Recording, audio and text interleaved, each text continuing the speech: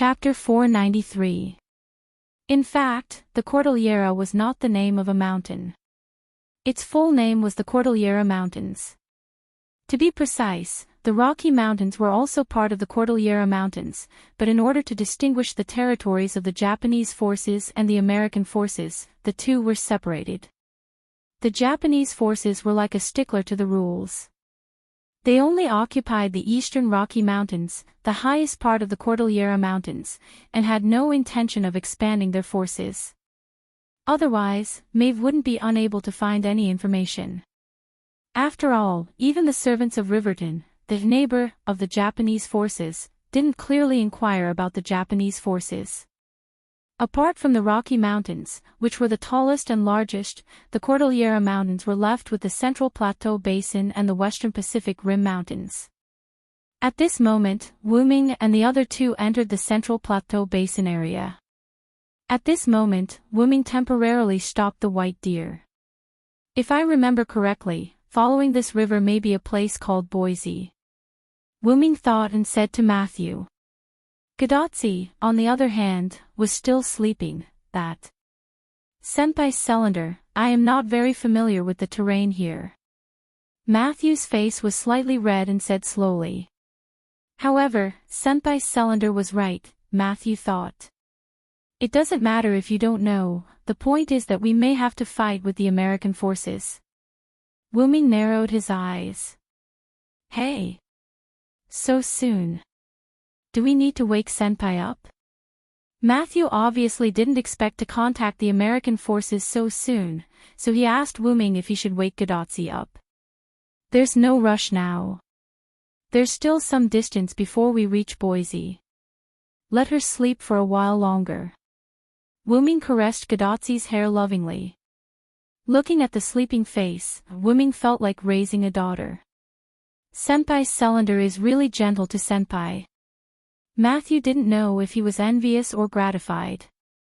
Seeing Matthew like this, Wu Ming smiled helplessly. Then, he spoke to Matthew. Of course, I'm also very gentle with you. Wu Ming raised his hand and stroked Matthew's short hair. After all, Matthew was also a little girl worthy of love, not to mention, Matthew, you have inherited the power of Galahad. Galahad and I have a special relationship. Wu Ming's words stunned Matthew. Could it be that Senior Cylinder had another identity? Matthew was puzzled. Although Matthew wasn't a particularly smart person, he wasn't stupid either. Judging from the dual identities of Jack the Ripper and Cylinder, he was definitely not an ordinary person. In that case, Galahad was related to him. Could he be a Knight of the Round Table? Then, just as Matthew's thoughts were running wild, Wu Ming spoke again. Of course, even without Galahad's power, I would still be gentle to you. He pressed Matthew's little head a little harder and pulled Matthew out of his thoughts. Then, let's go. Let's fight them first. Then, Wu Ming drove the white deer again. The white deer carried Gadotsi, who was sleeping soundly in Wu Ming's arms, Wu Ming, who was full of fighting spirit, and the confused Matthew as they moved quickly toward Boise. When they were still a short distance away from Boise, Wu Ming deactivated the white deer state of the Holy Lance. It wasn't to show his sincerity, but because he had encountered an enemy. Then, a minute later. Slash dash. Boom dash. The last robot infantry was cut in half with one shot. With the explosion, the 100-man robot infantry unit disappeared from this singularity. Gadotsi and Matthew were stunned as they watched Wu Ming walk out of the explosion with a comfortable expression. From the moment the three of them encountered the 100-man robot infantry unit, Wu Ming gently woke Gadotsi up, Matthew and Gadotsi got off the deer, and the white deer turned into the Holy Lance. It took almost 30 seconds. Then, when Matthew wanted to fight these robot infantry with Wu Ming, they saw how quickly they were dealt with as if they were vegetables. Strictly speaking, Wu Ming needed to kill at least 3 or 4 robot infantry per second, and that was strictly according to 30 seconds. Of course, it must have been less than 30 seconds. Because in the battle just now, Wuming killed more than a dozen robot infantry with one shot more than once. Let's go, it's time to meet the servant. Forget it, it's over anyway. With this in mind, Gadotsi and Matthew smiled awkwardly, then followed Wuming to Boise. After walking for almost a minute or two, Gadotsi and Matthew noticed the fortress-like town in front of them, and a white-haired man holding a golden lance and wearing golden armor standing alone in front of the fortress with his eyes closed. Karna. Gadotsi and Matthew didn't know this person. After all, Gadotsi and Matthew didn't see Karna when they were in Winterwood City. At the beginning of the battle between Karna and Gilgamesh, Gadotsi naturally didn't have the chance to see it. Later, when everyone went to the Yuzong Mountain, Karna only appeared to snipe Gilgamesh, but he was quickly rescued by Marshal Gil de Rice. After that, because of Astrio's noble phantasm, Gadotsi and Matthew didn't see Karna. After that, Karna was eliminated by Gilgamesh. It had to be said that this was a really sad story. Because of this, when Gadotsi and Mashu saw the white-haired man with golden armor and golden spear, they didn't recognize him. However, this didn't prevent Wuming from knowing Karna. Whether it was the Battle of the 14 Riders or the burning Winterwood City, Wuming had contact with him. In the Battle of the 14 Riders, Wuming defeated Karna by cheating. In Winterwood City, because of his rank, Gilgamesh replaced Wuming to fight Karna and defeated him in the end. Wuming wanted to laugh. He was almost the same as Zhou. He was on the opposite side of Karna, and he was always beating Karna. However, to be able to meet Karna 3 times outside the Martyr's Palace, it could be said that it was fate. He just didn't know if this Karna had Wuming's memories. However, Garna of Fuyuki City has the memories of the battle between the 14 Riders and the 14 Riders, because Wuming felt that Garna also has the memories of those 2 battles. Sure enough, you are also in this singularity. Karna opened his eyes and looked at Wuming. Sure enough, Karna remembered Wuming. I didn't expect that we would meet again. It's really fate, Karna. Wuming smiled. Karna also nodded, then looked at his hand that wasn't holding the spear. Yes, the identity of a servant can really make such miracles happen. When Wuming and Karna were chatting, Gadotsi was indeed shocked. Karna. The god-killing hero who was defeated by the hero king before I even met him. Now I see him in person. After all, she didn't see his real face last time, so Gadotsi was quite regretful. Indeed, I can feel a very dangerous aura from Mr. Karna. It's like the fire of the sun that can burn everything. Matthew said solemnly as he sensed the magic power that Karna was gradually emitting. He was ready to protect his master with his shield. By the way, I feel that Karna and Assassin are close. Why don't you do us a favor and let us pass? Gadotsi looked at Karna with a smile. Is this the master of Chaldea? Although he looks trustworthy, he's still a bit immature. Karna glanced at Gadotsi expressionlessly. Then, Karna waved his golden spear at Wuming. I've already accepted Edison's request and worked for him. He asked me to guard this place. Gadotsi, who felt that things were going to fall through, looked a little depressed. But if it's him, I can let him pass. It seemed that Karna had some understanding of Wuming after many competitions, and it was a positive understanding. Just as Gadotsi's sadness turned into joy, Karna spoke again. But it's rare for us to meet. It's not right to let him pass without a fight. With that, Karna rushed at Wuming. Then, Gadotsi's face turned green. She felt like she had been tricked. To put it bluntly, we still have to fight, right? I'm already prepared. Wuming laughed and faced the incoming Karna. The third battle between the scorching golden spear user and the holy silver spear user had begun. Chapter 494. Clang. Clang. Clang. The ear-piercing sounds of metal colliding echoed in the air. Huff. Huff. Huff. Flames raged on the ground in front of the main gate of the fortress like meteorites falling from the sky. The walls of the fortress nearby also showed signs of damage. As if the air was vibrating, countless rays of light and flames clashed with each other. The figures of flames and meteors kept intertwining. The tip of the spear accompanied by flames and the tip of the spear accompanied by holy light could be vaguely seen. Obviously, that was where the sounds of metal colliding came from. Due to Karna's sudden attack, Wuming didn't back down and counterattacked. This battle implicated Matthew and Gadotsi for no reason. This was because as long as Gadotsi showed the attitude of negotiating with him, Karna would definitely not attack again. However, this time, Wuming was involved. Although he had joked that Wuming was like Sho to Karna, in fact, Karna did have some feelings for him. After all, even a saint would be prejudiced if he kept losing to the same person, let alone Karna. As a result, Karna and Wuming fought for the third time. Both the overflowing magic power and the airwaves caused by the battle affected a shield on the battlefield. The shield kept shaking and seemed to be in danger. Ugh! Matthew put his shield in front of him and struggled to resist, protecting Gadotsi behind him. The blade of the shield extended out from the bottom and stabbed deeply into the ground. One could vaguely see a thick layer of magic power attached to the shield.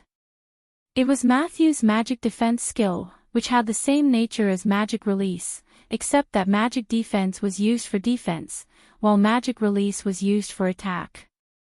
However, even so, the current situation was quite bad for Matthew. Karna's sudden attack during the conversation and Wuming's counterattack were all carried out under the premise that Gadotsi and Matthew hadn't retreated to a safe range. In the beginning, Karna paid attention to Gadotsi's safety. After all, he wasn't a criminal. Wuming was the same. His love for Gadotsi naturally made Wuming pay attention to Gadotsi's safety. However, the two of them were extraordinary figures after all. Originally, they wanted to hold back, but now, it became a battle where they gradually increased their strength. Realizing that she might get hurt if she continued to watch, Matthew wanted to take Gadotsi further away. However, before Matthew could take Gadotsi out of the danger zone, the aftermath of flames, holy light, air waves, and storms swept over. It was precisely because of this that the city walls of Boise City had become so dilapidated. Now, Gadotsi could only hide behind Matthew's shield. Once she left the protection of the shield, Gadotsi would probably be blown away in an instant. At this time, Roman, who was paying attention to this place, turned on the virtual screen and projected it to Gadotsi's side. Sure enough, Sarand and Karna are both exceptional servants. The aftermath of a battle of this level can't be ignored. Roman said to himself and nodded. Doctor, you'd better not talk too much. Can't you see that Matthew is already having a hard time? Gadotsi looked at the virtual screen beside her with disgust. Yes. Just by being called out by Gadotsi, Roman had once again returned to his cowardly and timid appearance. However, Gadotsi could shout from here, which showed that Matthew was well protected. However, even if she could only be protected, Gadotsi wouldn't just stay behind Matthew. Now, Matthew's hand holding the shield was already covered by Gadotsi's hand. Feeling the warmth of Matthew's hand, although his body was very tired, Matthew's heart was incomparably firm. Although it seemed that Matthew couldn't hold on any longer, his shield could still continue to resist the aftermath of the two exceptional servants. There was nothing that the sacred round table couldn't resist. Doctor, is there no way to stop them? Gadotsi roared like a child. However, this was a last resort. Although they didn't know why Boise City had become a steel fortress, the steel fortress had collapsed under the battle between Wuming and Karna. That's right, the walls of the fortress that was in good condition just now had been broken, and a few mechanical infantry could be seen faintly falling down. Not only that, but the ground where Matthew and Gadotsi were standing also began to crack. If they waited for Wuming and Karna to fight for a while longer, there was no doubt that the two of them who had released their noble phantoms would destroy the fortress. What can I do? Roman scratched the back of his head weakly. At this moment, Wuming and Karna separated, and the fight naturally stopped. However, this also proved that the two of them weren't too immersed in the joy of fighting. If we don't release our noble phantoms, we won't be able to determine the winner in a short period of time, Karna said lightly. After all, during the Battle of the 14 Horsemen, Wuming and Karna couldn't determine the winner in terms of martial arts, so they still had to rely on their noble phantoms. When he said that, Gadotsi, Matthew, and Roman were shocked. If he released his noble phantoms, Gadotsi and Matthew would be in trouble. Even so, you and I don't want to release our noble phantoms, right? Wuming threw the spear in his hand, and the spear turned into white light and merged into his body. That was not the real Holy Spear Yggdrasil, but a noble phantoms based on the identity of the Holy King. After all, the real Yggdrasil was still in Uruk. Moreover, this time, it's not pure martial arts.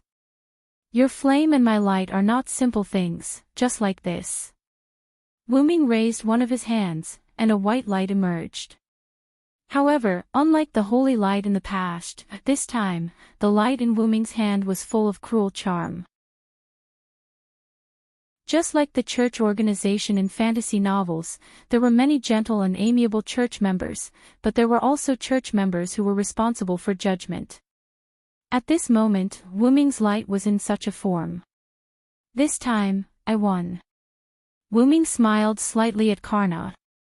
After Wuming finished speaking, Karna did not answer but fell into silence. I feel that assassin's aura is a little different. It's a bit serious. Is it an illusion? Gadotsi approached Wuming and looked at the light in confusion. Maybe it's really like what Senpai Selander said, these lights are not simple things. Matthew also came over. Matthew and Gadotsi, one on the left and one on the right side of Wuming, looked at the light. At this moment, Matthew had already put down his shield, and the two had already begun to move toward Wuming. Some of the conversation between Wuming and Karna naturally fell into the ears of Gadotsi and Matthew. Indeed, the current you is somewhat different from the two you that I met before. This time, I have indeed lost. Cough, cough. After that, Karna coughed, and blood came out of his mouth.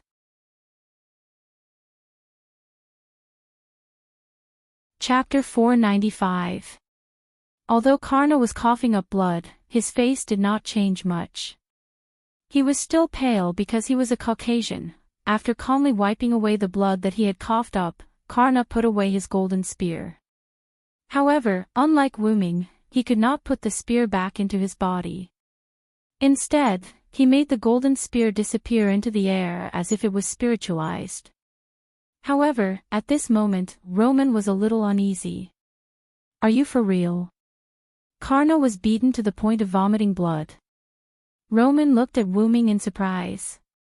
Well, doctor, what's so strange about that? Matthew, the good student, raised his hand and asked. Karna has the golden armor given to him by the Indian sun god, Surya. It's safe to say that almost nobody can hurt him, Roman answered Matthew's question. At this moment, Karna continued Roman's words. That's right. My armor can block 90% of the damage. Even if it's a grade A+ military relic, I can still take it head-on. Hearing Karna's confession, Gadotsi, Matthew, and even Roman were shocked. It was amazing that he could take a hit from a grade A+ relic. Even Wuming, who already knew the truth, thought that Karna was cheating. Even Wuming himself did not think that Karna was as crazy as he was. After adding the Lune rune to his armor, it could only take on a grade A relic at most. The grade A+ relic that Karna mentioned must be a relic that had been doubled. Wuming would not be able to take it. However, this was under the premise that Wuming did not resist and took it head-on. For Wuming, if he really encountered a grade A+ military relic, he would just consume a lot of mana and throw it out. If one was not enough, he would throw out 2 or 3. After all, Wu Ming's mana was almost unlimited. He could just use it to make babies. Of course, Karna's cheating couldn't be stopped. Other than that, the armor also has the ability to automatically repair injuries, and I can also use my flames to burn away foreign objects or negative effects in my body. As he spoke, flames began to appear in Karna's body, just as he said. A few wisps of smoke rose from Karna's body and disappeared into the air. I've already eliminated the light in my body. Without the source of damage, the wounds in my body have already begun to heal. He had to admit that the clear debuff skill was really useful. In fact, even if Karna didn't burn the light with flames, Wu Ming would have removed it anyway. First of all, as we saw earlier, even without Wu Ming, Karna could have made contact on his own. Secondly, there was no need to keep the light. Hostage-type methods wouldn't work on Karna at all, even if the hostage was himself. Lastly, since we're about to form an alliance, fighting and killing isn't good, smiley face. So powerful. Gadotzi said blankly. Matthew also nodded. Seeing the two of them like this, Karna shook his head expressionlessly. Even so, he still hurt me. Of course, Karna had to be talking about Wu Ming. Well, it's just a little trick. It's not worth mentioning. Wu Ming smiled and created a ball of light in his hand. Karna's armor was bestowed by the Indian sun god, Surya. It was said that this invincible armor was made of light, so even the gods couldn't hurt Karna at all. However, Wu Ming's current method was light. Karna's sunlight armor was able to block countless attacks.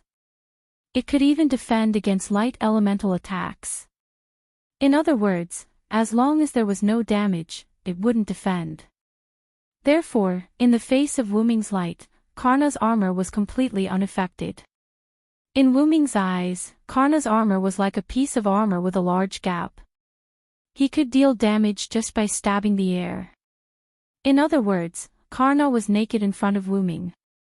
Cough, back to the topic, Wu Ming used the characteristics of light to temporarily pass through Karna's armor and into Karna's body. Then, after the light entered Karna's body, it exploded and created an extremely harsh judgment aura. It destroyed Karna's body from the inside, which was why Karna was injured. After all, Karna couldn't defend against internal damage. However, Karna shook his head. You're stronger than me. Then, Karna told him the reason. Let's not talk about the second time we met. The first time we fought, I lost. Gadotzi, Matthew, and the others also understood something. Wu Ming had met Karna in other places and defeated him, and Karna still had the memory of being defeated. However, Wu Ming shook his head with a wry smile. In the beginning, Wu Ming was able to defeat Karna by relying on the help of suppression, his own skills, and the protection of the golden armor. The suppression allowed Wu Ming to obtain a powerful noble phantasm that surpassed Karna's god-killing spear. His own skill, Holy Fire Erosion, made him a human, which allowed Wu Ming to deal additional damage to Karna. In the end, Karna took off his golden armor. Without that layer of absolute defense, Karna really had no defense at all. The powerful power of Wu Ming and Karna's ultimate noble phantasm directly shattered Karna's spirit core, and that was how Wu Ming won. In the burning Winterwood City, it was Gilgamesh who fought against Karna. Just Enkidu alone was enough to restrain Karna, not to mention that Gilgamesh could also use his noble phantasm. If Gilgamesh specifically picked some noble phantasm that could ignore defense, then Karna would be a piece of cake. However, Karna was indeed worthy of being called the strongest servant. He managed to damage Gilgamesh's spirit core before he left the stage. Although Gilgamesh won, because of a moment of carelessness, his spirit core was also damaged by Karna.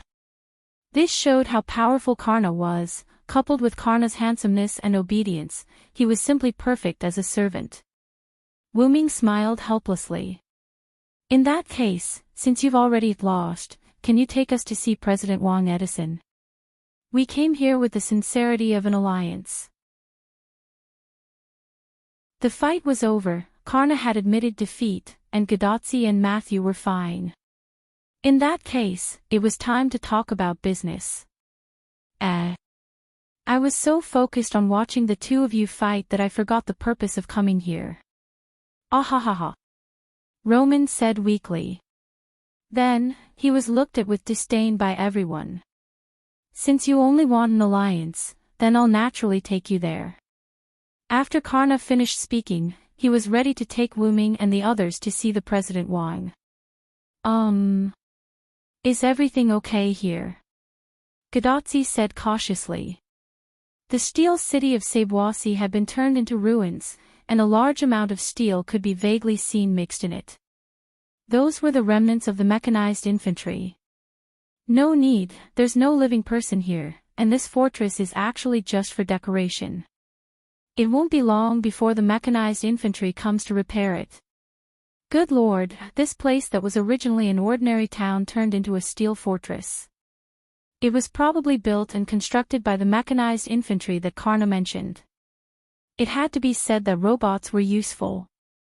They were emotionless, tireless, and calm. If the number was increased, they could even kill a third-rate servant. Of course, because the President Wang didn't have the Holy Grail, these mechanized infantry were much weaker than the other forces. However, no force was willing to deal with the UA forces, so there was no need to be too nervous. Let's go, it's a bit far from San Francisco. Let's try to get there before dark. After that, Karna jumped and left. There was no need to worry about losing him. The servant's aura was very obvious, so Wu Ming was not in a hurry. Then I'll turn off the screen first. After that, Roman's figure disappeared in front of them. Let's follow him. After that, Wu Ming pressed his hand on the ground, and a white deer appeared. It was the one he rode before. Then, Wu Ming, Gadotsi, and Matthew sat together again. But this time, there was no sign of Gadotsi sleeping. In this way, Wu Ming's plan to go west came to an end.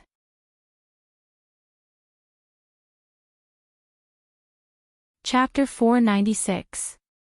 Wu Ming, Gadotsi, and Matthew rode the white deer and followed Karna. Although Karna ran very fast, the white deer controlled by Wu Ming was not slow either.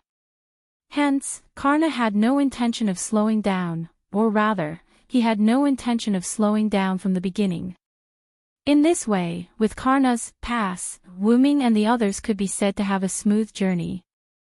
Witnessing the scene of the mechanical kingdom along the way, Gadotsi and Matthew were quite surprised. Even Wu Ming was a little surprised. Along the way, basically every town had become a steel fortress, just like a modern town. Every city had stable residents, and there were also a small number of mechanical infantry. Other than that, there were a large number of mines in the central and western part of the Cordillera Mountains. There were a large number of mechanical infantry with all sorts of tools, such as picks, shovels, chisels, and so on. Countless minerals were being transported in the direction of San Francisco. Wu Ming guessed that it was likely to be the raw materials for the production of mechanical infantry. I'm afraid that these mechanical infantry were created by Edison. This was Wu Ming's judgment at that time. However, both Gadotsi and Matthew felt that it was right. After all, Edison was an inventor, and it was not unacceptable for him to produce these mechanical infantry through noble relics or skills. After all, they were servants, and the definition of ordinary people lost its effect. Indeed, these mechanical infantry were all created by Edison alone. Karna also nodded. However, Wu Ming was quite concerned about this sentence. They were created by one person, and there were so many of them. Although the strength of these mechanical infantry could not compete with the soldiers of other forces at all, and could even be said to be crushed, these mechanical infantry were equipped with special equipment. Most of these mechanical infantry were mainly armed with machine guns, and Wu Ming could feel the magic and threat from these machine guns. Previously, when Wu Ming and the others were attacked by a team of 100 mechanical infantry, those mechanical infantry used machine guns. Wu Ming, who took a few hits, could determine that although there was not much magic, and the threat was very small, there was no doubt that those machine guns were comparable to low-level noble relics. On the shells of those mechanical infantry, Wu Ming also felt the same magic, so Wu Ming speculated that the shells of these mechanical infantry were also comparable to low-level defensive noble relics, and could even be used to hit people. However, even so, they could not resist Wu Ming's spear. A low-level noble relic was a low-level noble relic. Wu Ming's spear was enchanted, and piercing these mechanical infantry was as easy as piercing paper. Of course, even if he didn't add magic to the weapon, it wouldn't be too difficult to stab with the spear. It would only be like piercing through cardboard. It was precisely because of this that the team of 100 mechanical infantry they encountered earlier was so easily annihilated by Wu Ming. However, if compared to the soldiers of the other forces, it was almost enough. After all, mechanical infantry used machine guns, and this was the only force that used firearms among the several forces. Although they could also compete in numbers, the other forces were blessed by the Holy Grail, so it was obviously unwise to compete in numbers. Of course, if Edison's production speed was enough to rival the other forces blessed by the Holy Grail, or even surpass them, it was not impossible to compete in numbers. Wu Ming still remembered the incident where Edison only slept for 3 to 4 hours when he was alive. On the way, he even joked, maybe this incident was sublimated into his noble relic or skill. Although it did become Edison's noble relic or skill. And it was Edison who told them personally after the success of the joint operation. "We're here. San Francisco is right in front of us, the base camp of our force," Karna stopped and said to Wu Ming and the others behind him. Looking at the gradually darkening sky, Wu Ming felt that with Karna leading the way, it would indeed save them a lot of effort. Although Wu Ming also knew that Edison's base camp was in San Francisco, and he also knew the general location, he had not been to this place before. Compared to fumbling around on his own, it would be faster to have a familiar person leading the way. "Then let's go, get ready to form an alliance with Edison." Then, the 4 of them entered San Francisco together and came to a palace-like house. Although it looked like a luxurious house from the outside, the interior was not that outstanding. The structural materials were just like an ordinary house. The only difference was that the interior space was not small. This should be Edison's office or laboratory, Wu Ming guessed. Then, under Karna's lead, they came to a house that looked like a living room. There were ordinary wooden sofas, ordinary tables, ordinary tea sets, and ordinary plain water. It seemed that after Edison was driven here, he did not have a good time. Wu Ming thought. Or rather, Edison did not deliberately pay attention to these things. Then, where did his attention go? Of course, it was on the mechanical infantry. After Karna entertained Wu Ming and the others for a while, he let Wu Ming and the others stay here alone. Then, Karna left, probably to find Edison. However, it was really fortunate that it was Karna. If it were someone else, even if Wu Ming and the others said that they wanted to negotiate, the other party would not let Wu Ming and the others sit here like this. No matter what, he had to find someone to look after Wu Ming and the others. After all, it was not completely determined whether Wu Ming and the others were really here to form an alliance. What if Wu Ming and the others had other purposes and took advantage of Karna's absence to carry it out? Only Karna, who had the skill of the poor, dared to do this. Poor as knowledge, Karna was lucky enough to ask the weak about their lives and values. He could see through the other party's character and attributes, and he would not be deceived by verbal excuses. In addition to not being deceived by falsehood, he also had the characteristic of not being deceived by false words. Karna could tell that Wu Ming and the others were not lying through this skill. Coupled with Karna's understanding of Wu Ming, he was very relieved to let these outsiders stay here alone. I can only say that as expected of Karna. Wu Ming drank a mouthful of plain water and said indifferently. Gadotzi and Matthew were stunned by Wu Ming's sudden words. Assassin, what did you just say? Why don't I understand? Gadotzi naturally would not hide her doubts in her heart and asked directly. It's nothing. I just figured out some things. It's nothing to worry about. Wu Ming then smiled helplessly and waved his hand, indicating that they should not worry about him. Since Wu Ming said so, Gadotzi and Matthew naturally did not pay any more attention to him. At this moment, the door of the room was opened, and a strong blue lion head walked in.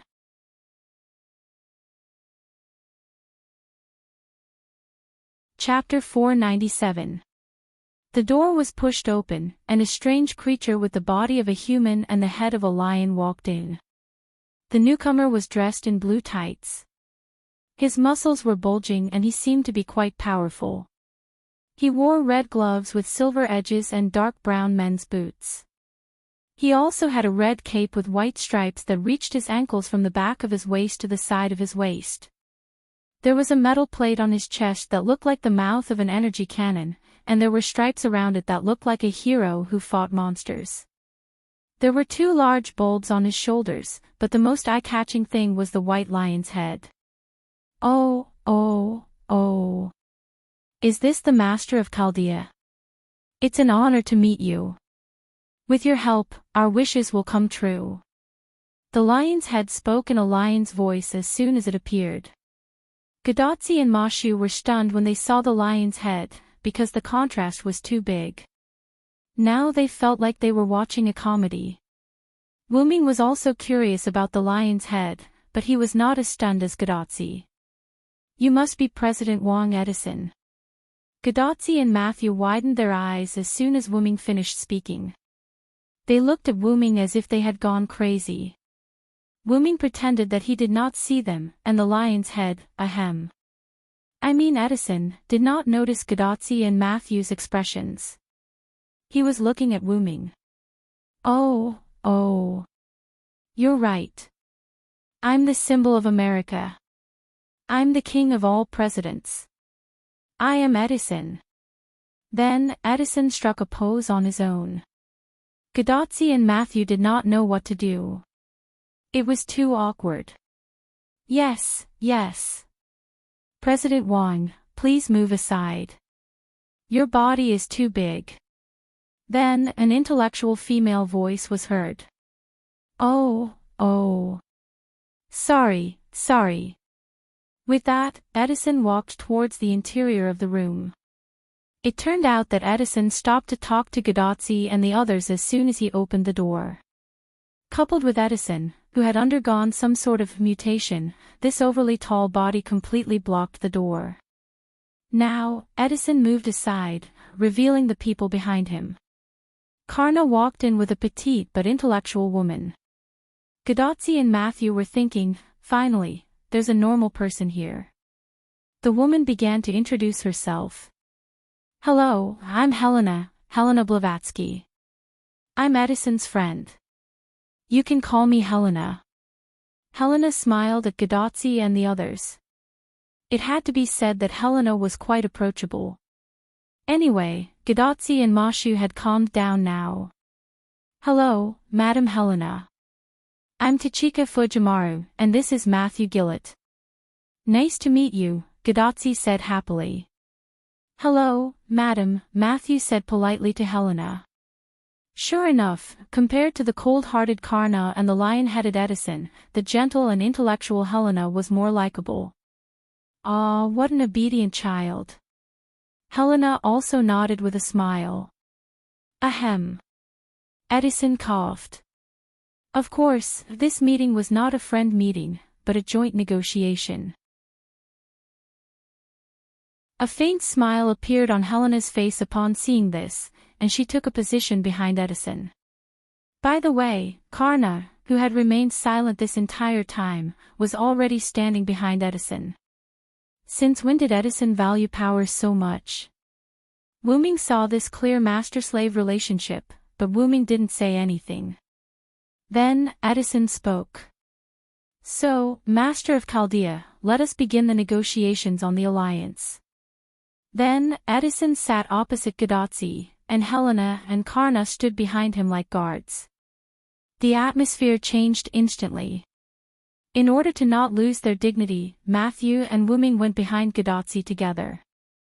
Now, Edison and Gadotsi were sitting opposite each other, Karna and Helena were facing Wuming, and Matthew was standing behind Edison and Gadotsi. One had to know that a negotiation would only be a joint negotiation if they were equal in strength. If they were not, it would be annexation. However, Gadotsi was a master who had experienced the terrifying aura of the Magic King in the 4th chapter, after all. Just the current atmosphere was not enough to scare Gadotsi. Gadotsi looked at Wuming, and Wuming smiled and nodded in encouragement. Then, Gadotsi spoke. Well, Mr. Edison, I think we have the same goal, which is to defeat the other forces and seize the Holy Grail. Therefore, I think we can work together. Seeing Gadotsi state her goal in an orderly manner without being scared by the atmosphere, Wuming was extremely gratified. Of course, Gadotsi's junior, Matthew, and Roman, who had been silent and had not shown his virtual screen, were also gratified. This was what Wuming had told Roman on the way. Roman's face and voice seemed to have the ability to taunt. In addition, Wuming felt that Gadotsi needed to be trained, so he told Roman not to appear and hear. After thinking about it, Roman agreed. After asking Wuming to take care of Gadotsi, he went into hiding. However, he could still hear everyone's conversation. There was no need to hide this, so Wuming did not say anything. Edison nodded and expressed his affirmation. Well, I see. We can work together, but I'm not going to take the initiative to attack. I'm sorry to disappoint you. Although he said, I'm sorry to disappoint you, Edison's face did not show the slightest hint of apology. Why? Matthew was obviously surprised by this answer. That's right, Mr. Edison. Although there are only a few of us this time, I'm here to work with you on behalf of the servants who are alone. We have gathered Sharon, Achilles, Nightingale, Geronimo, and many other servants. I believe that we can save this era if we work together. Hearing Gadotsi's words, Edison was not surprised.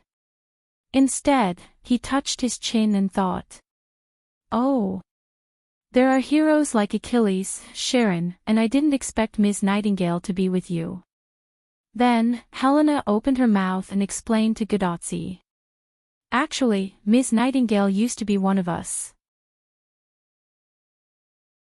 Due to the arrival of several new forces, our camp was forced to retreat to this place.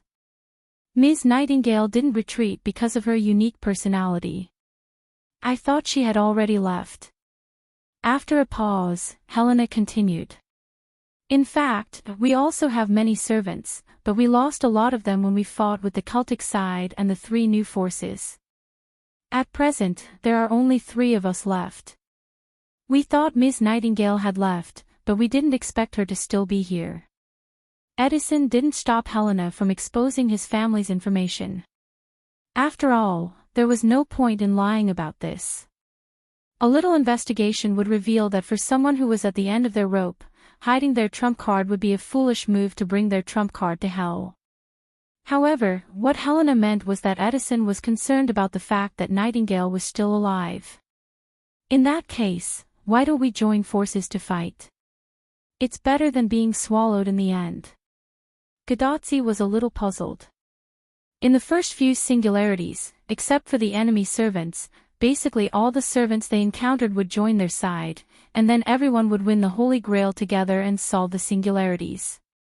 But this time, the president, Wang Edison, chose to escape and avoid the war, which really made Gadotsi confused. I am preparing to accumulate strength, and when the other forces are defeated, we will take them down together. Ha ha ha, as if he had come up with a perfect plan for himself, Edison laughed happily. In other words, Edison was preparing to go into a defensive mode to prepare for battle. However, it could only be said that he was worthy of being an inventor's brain, and he really didn't know anything about war. I don't know if Helena knows this or is really hiding it, but Karna must be hiding himself, so he didn't tell Edison. So, Edison, what if the other forces join forces to destroy you first? Wu-Ming said directly, without even using honorifics, and told Edison what Karna didn't say. Ha! Looking at Edison, who was a little stunned by his straightforward words, the corners of Wu-Ming's mouth rose slightly. He was prepared to cooperate with Godotzi to play the role of the good cop while he played the role of the bad cop and put on a two-man show.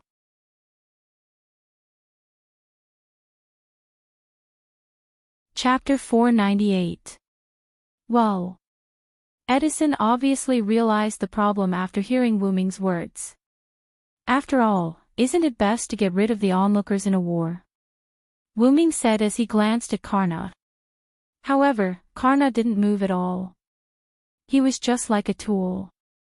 Then, looking at the helpless expression on the lion's face, Wu-Ming continued. Although Karna is indeed an exceptional servant, if the other forces join forces and send a few first-rate servants to stall him, then only you and Helena will be left. Do you think you can resist the attacks of 2 or even 3 forces? Wu-Ming said as he walked toward Edison. Karna and Helena didn't move either. Wu-Ming's words made Edison even more speechless. Karna still didn't say anything like a tool. Helena seemed to want to say something, but in the end, she still didn't say anything. This sentence pointed out the biggest weakness of Edison's group at the moment: they didn't have high-end combat power. Regardless of whether it was Helena or Edison, Wu-Ming didn't think that they would be able to last more than a few rounds under his gun even if they fought with their lives on the line. At most, they would be able to last 5 rounds. It could be said that if it weren't for Karna, Wu-Ming would have been able to instantly kill the 2 of them. Of course, Wu-Ming didn't have such thoughts. But since that was the case, it meant that only someone could stall Karna, and if a few more powerful servants came, then Edison and Helena would be dead for sure. I've seen a lot of powerful servants from other forces. The demigod hero Hercules, the huntress Atlanta, the traitorous witch Medea, the Roman Emperor Julius Caesar, and the Egyptian Queen Cleopatra. Do you really think you can resist their combined forces?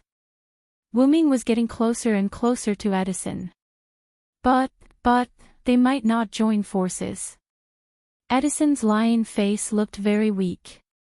Indeed, but don't forget, those are only the enemy servants I've identified so far.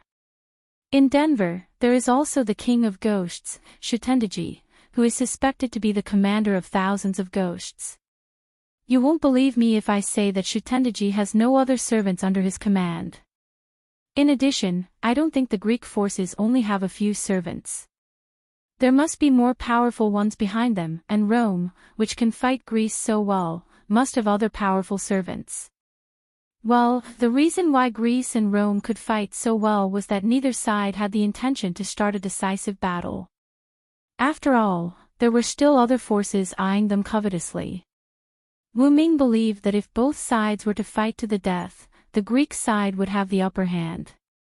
That was because the Greek side was more mysterious than the Roman side. Of course, this was only a guess at the moment. After all, they had not completely confirmed the hidden means of both sides. Wu-Ming also relied on this information that Edison didn't know to be able to scare him. Then, Wu-Ming continued to speak, word by word seriously. Do you think that you can resist Karna, your robots, and the fortresses that can be destroyed easily in a battle? You think that you can resist Karna, your robots, and your fortresses? Karna asked with a smile. Wu-Ming said while walking, and he had already walked in front of Edison, staring at his lion face. Even so, Helena and Karna still didn't move, as if they trusted Wu-Ming very much, or they really regarded themselves as tools called servants. Wu-Ming's words that did not leave a way out mercilessly poked at Edison's soft spot.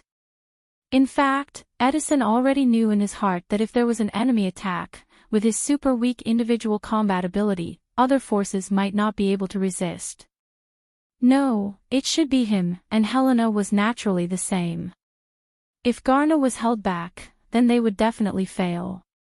That was why Edison wished he could spend an extra hour a day, a total of 25 hours making mechanical infantry day and night. And those towns and fortresses were built for this reason. Otherwise, he would really have no sense of security. He knew all this, but he was subconsciously unwilling to admit it. I still have the Superman potion that I have painstakingly developed. As long as I inject this into my body, I can get the power of a superclass servant. Edison said excitedly, and he took a tube of colorful potion from nowhere. Then, bang! Wuming grabbed the tube of Superman potion in an instant, and with a hand that seemed to be holding on to magic, he threw the tube to the ground and crushed it. Now you don't have it. Wuming still stared at Edison's lion face, and said this shameless sentence very calmly. But even so, in Wuming's vague prying, Karna and Helena still didn't move, and Helena even breathed a sigh of relief. In an instant, Wuming seemed to have understood something. Poor lion head.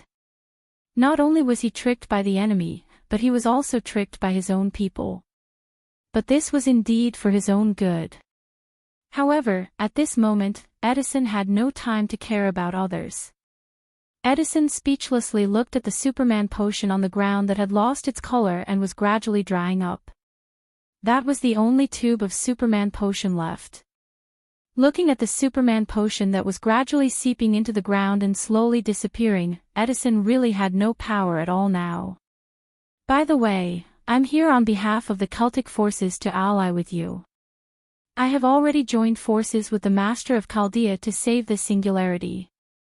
How is that possible? Edison was shocked after hearing this. You barbarians don't know how to ally. Edison seemed to have a deep grudge against the Celts, so when he knew that Wuming was on the Celtic side, he was extremely excited and returned to his previous state. This time, even Helena's face showed a hint of surprise. It seemed that Karna didn't tell them that Wuming was on the Celtic side.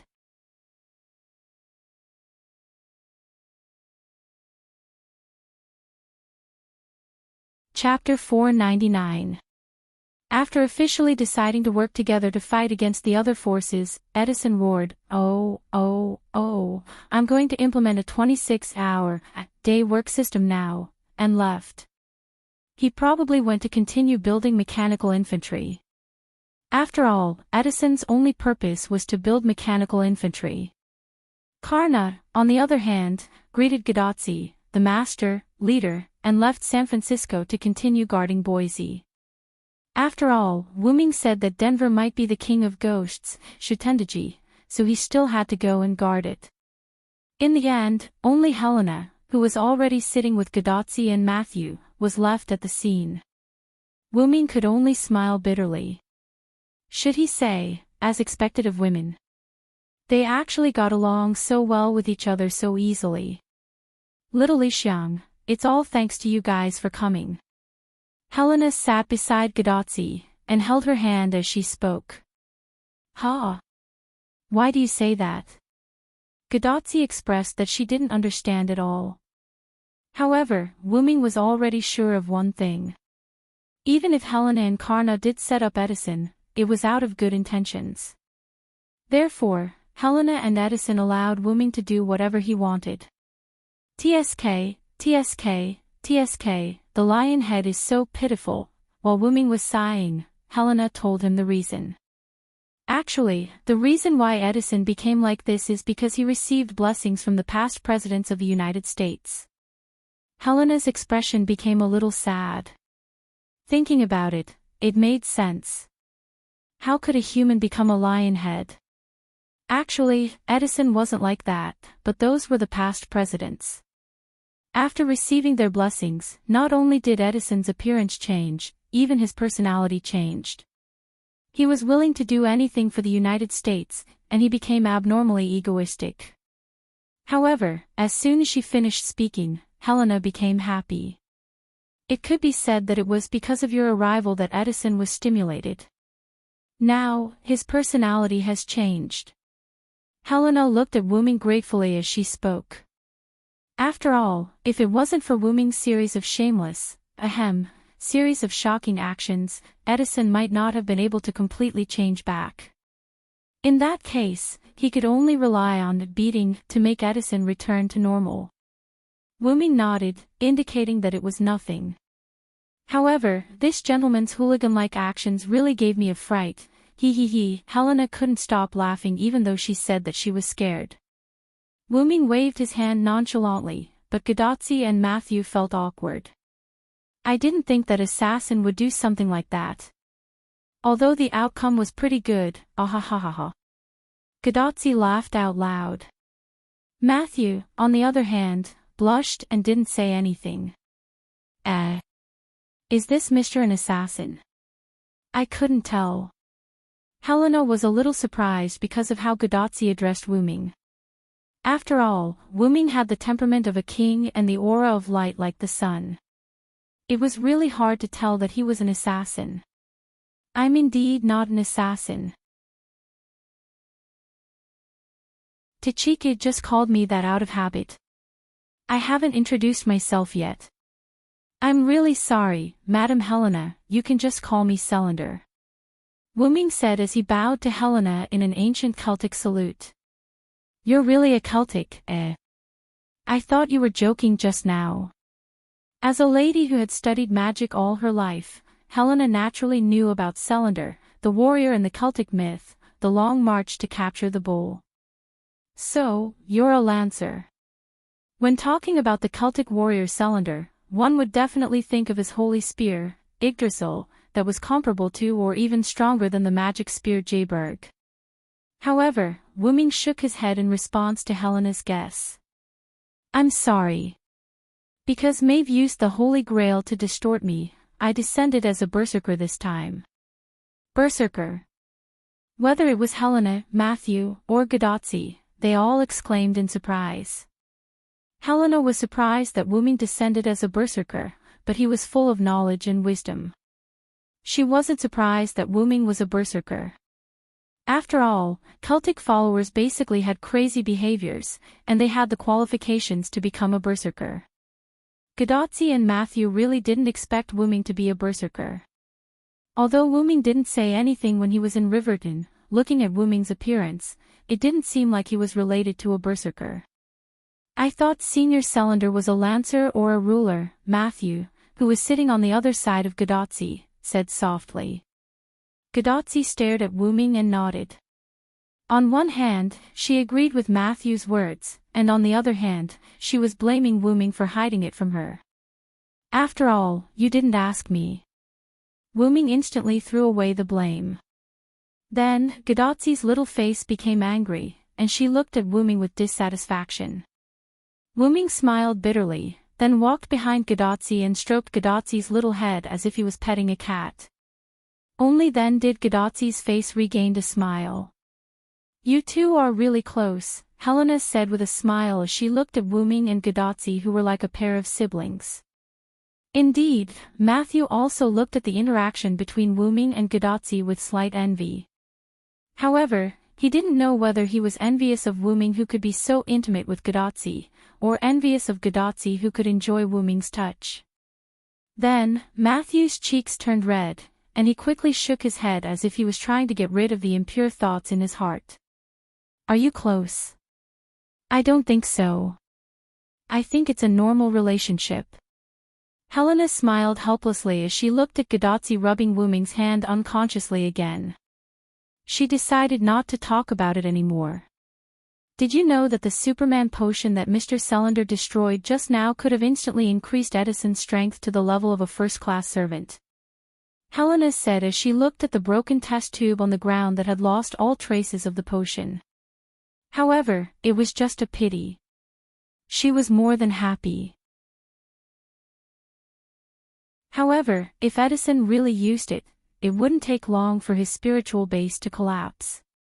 It's not something that ordinary people can use. Even if Karna used it, the after effects would be very serious.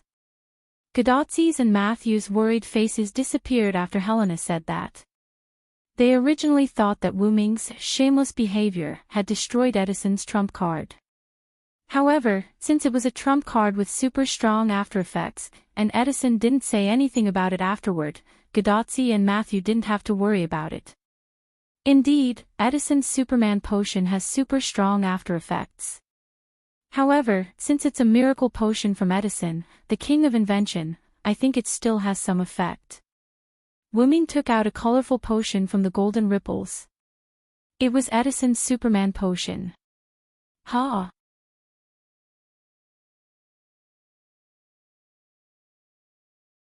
Chapter 500. What's going on? I really did see you destroy the Superman potion. Helena looked at the remains of the test tubes on the ground as she spoke. Actually, one of the reasons why Helena didn't say anything or do anything was to let Wu-Ming destroy the Superman potion. After all, this thing was too dangerous for Edison. As Edison's best friend, Helena didn't want to see her old friend go astray. Then, Wu-Ming smiled. Test tubes can be created easily. With that, Wu-Ming stretched out his hand, and a test tube that looked exactly like the Superman potion appeared in Wu-Ming's hand. There was also the rainbow-colored Superman potion in it. After I got the Superman potion from Edison, I placed it in my relic space and created a replica in an instant to pass it off as the real thing. When Wu-Ming took the Superman potion, there was a magical wave in his hand. It seemed like Wu-Ming was afraid that the Superman potion wouldn't be damaged by a simple fall, but in fact, it was to fool others. After all, Wu-Ming's Dragoness space could be big or small. He put the Superman potion in the Dragoness space with the help of the magical wave and created an identical test tube with the Create Green item. The rainbow-colored potion in the test tube was just the rainbow-colored water created by Wu-Ming. It had no effect at all. Now, Wu-Ming didn't even need to recite a spell to create such a small thing. It was a piece of cake for him. After all, from Edison's point of view, this Superman potion is also incomparably important. How can I casually destroy someone else's important trump card? It was also because of this that Wu-Ming took the Superman potion and destroyed it so decisively. Wu-Ming's move left Helena speechless. She could only shake her head with a bitter smile. Who would have thought that the test tube in front of her could be replaced in an instant? This is fate, I guess. However, I hope that you won't return this potion to Edison. I don't want my old friend to be in danger again. Helena smiled bitterly before pleading with Wu-Ming. If that's the case, then I won't return it to him. With that, Wu-Ming tossed the Superman potion into the air. Golden ripples appeared and swallowed the Superman potion. Wu-Ming was a collector. Even if he did not use them, he would keep them in his relic as a souvenir. Then I'll thank you in advance. A childish smile appeared on Helena's face that did not match her actual age. It's getting dark. Tachika, why don't you stay here for the night? They started their journey early in the morning and left the Rocky Mountains a few hours later. They encountered Karna and fought him. Then, Karna led them to this place. By then, the sky had already begun to darken. In addition, the negotiation had taken a lot of effort, so the sky had naturally darkened. Looking at the completely dark sky outside, Godotzi naturally nodded. After eating the dinner that Wu-Ming prepared in his relic space, Helena assigned the three of them a room. Wu-Ming's relic space was really a utility room. There was everything, and the food ingredients would not spoil in the space. After all, there was magic power to maintain them. Therefore, using the Create Green item, Wu-Ming casually created a kitchen and made a feast. Because of the aroma, Helena was attracted to eat with him. Even Helena in the 19th century was captivated by Wu-Ming's food. Well, of course. After all, this was the food that could capture King Arthur's heart. Godotzi was a human and naturally needed to eat. Although Mashu was a demi-servant, she still had the habit of eating. Naturally, Wu-Ming was the same. He wouldn't stop eating just because he didn't need to eat, unless there was no need to eat, just like when food was scarce, he would choose not to eat. However, the three of them did not see Edison during this period. It seemed that Edison was really going to implement the so-called 26-hour day. Originally, Gadotzi wanted to talk to Wu Ming about their future actions, but Wu Ming refused. Wu Ming pushed Gadotzi into the room with the excuse of resting when it's time to rest. At the same time, this also dispelled Roman's idea of talking to Wu Ming. He was very bored. Although Edison and Karna had left, Helena was still there. In order to prevent his sudden appearance from causing unnecessary hate, Roman had been listening by the side without saying a word. The night gradually deepened. Time passed. The next morning, Wu Ming knocked on Gadotzi's door again and took her out. Although Gadotzi had been protesting and condemning Wu Ming's behavior of not letting her sleep, Gadotzi still obediently put on her clothes. Really, does Tachika usually like to sleep in? Wu Ming complained and asked Matthew, who was sitting beside him at the table. That Senior doesn't really sleep in. I think it's because Senior Cylinder is here that Senior can sleep in peace. In other words, because of Wu Ming's presence, Gadotzi subconsciously slept in every day out of trust. Now that I think about it, being with Tachika is really like taking care of a slightly naughty sister. Wu Ming sighed and looked at Tachika, who had finished dressing and trotted over. Wu Ming's eyes were full of love. She was just an ordinary little girl with master aptitude, but she shouldered the burden of saving the world. How could she not be spoiled? Hey! Gadotzi said a strange phrase, then sat on the other side of Wu Ming, opposite Matthew, and began to enjoy breakfast. It's a traditional Japanese breakfast. I didn't expect Assassin to know how to make it. Gadotzi was surprised. Matthew was also surprised, but because of his shyness and his senior's absence, he didn't say anything. You know, I'm not dead yet. This servant's body is just a temporary body. I still have a sister in another world. If I don't know how to cook, my sister will run away with someone else. Wu Ming smiled and made a little joke. However, this was unexpected news to Gadotzi and Matthew. Hey! Assassin, you actually have a sister. How old is she? What does she look like? Is she your brother? Gadotzi was like a paparazzi, began to dig out Wu Ming's background. Okay, let's eat first. It's getting cold. I'll tell you these things later. Although Wu Ming said that the food would get cold, how could the magic-enhanced food get cold? He could only use it to scare Gadotzi. Wu Ming said so. Gadotzi didn't ask any more and began to enjoy the food. Edison hasn't come out of the lab yet, so he had no chance to eat this delicious breakfast, and Helena refused the breakfast on the grounds that a delicious meal is enough. After all, servants eat because of lack of magic, and Helena, as a caster, hasn't reached that point yet. Since she said so, Wu Ming didn't insist. Then, Gadotzi began to shout because of the breakfast. Oh, this miso soup is really delicious. Matthew, come and try this pickled vegetable. Aw, this grilled snapper is so delicious. Saving people is worth it. Wu Ming listened to Gadotzi's sigh and could only smile helplessly. The reason for saving people is to eat breakfast. If Roman heard what you said, he would shut himself up for a while. However, when it comes to eating, being happy is the most important thing. If she can't even eat, then it's too heavy for this little girl. On the other side, Lionhead's lab. Sniff, it seems that there's the smell of grilled fish.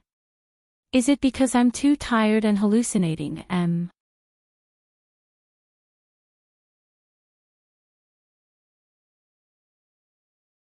Chapter 501.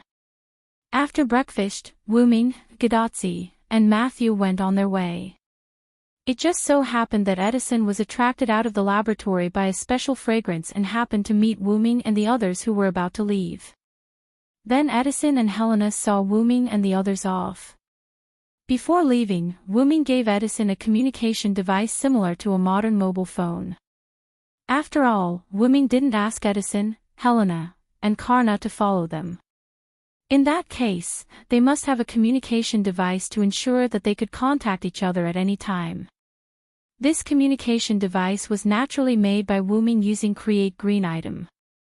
In other words, Wu-ming's ability could be regarded as a caster's level skill, item creation. In fact, this communication device was made by Wu-ming based on a mobile phone. Its only function was to connect and call another communication device. As for the signal needed by an ordinary mobile phone, Wu-ming used magic to replace it.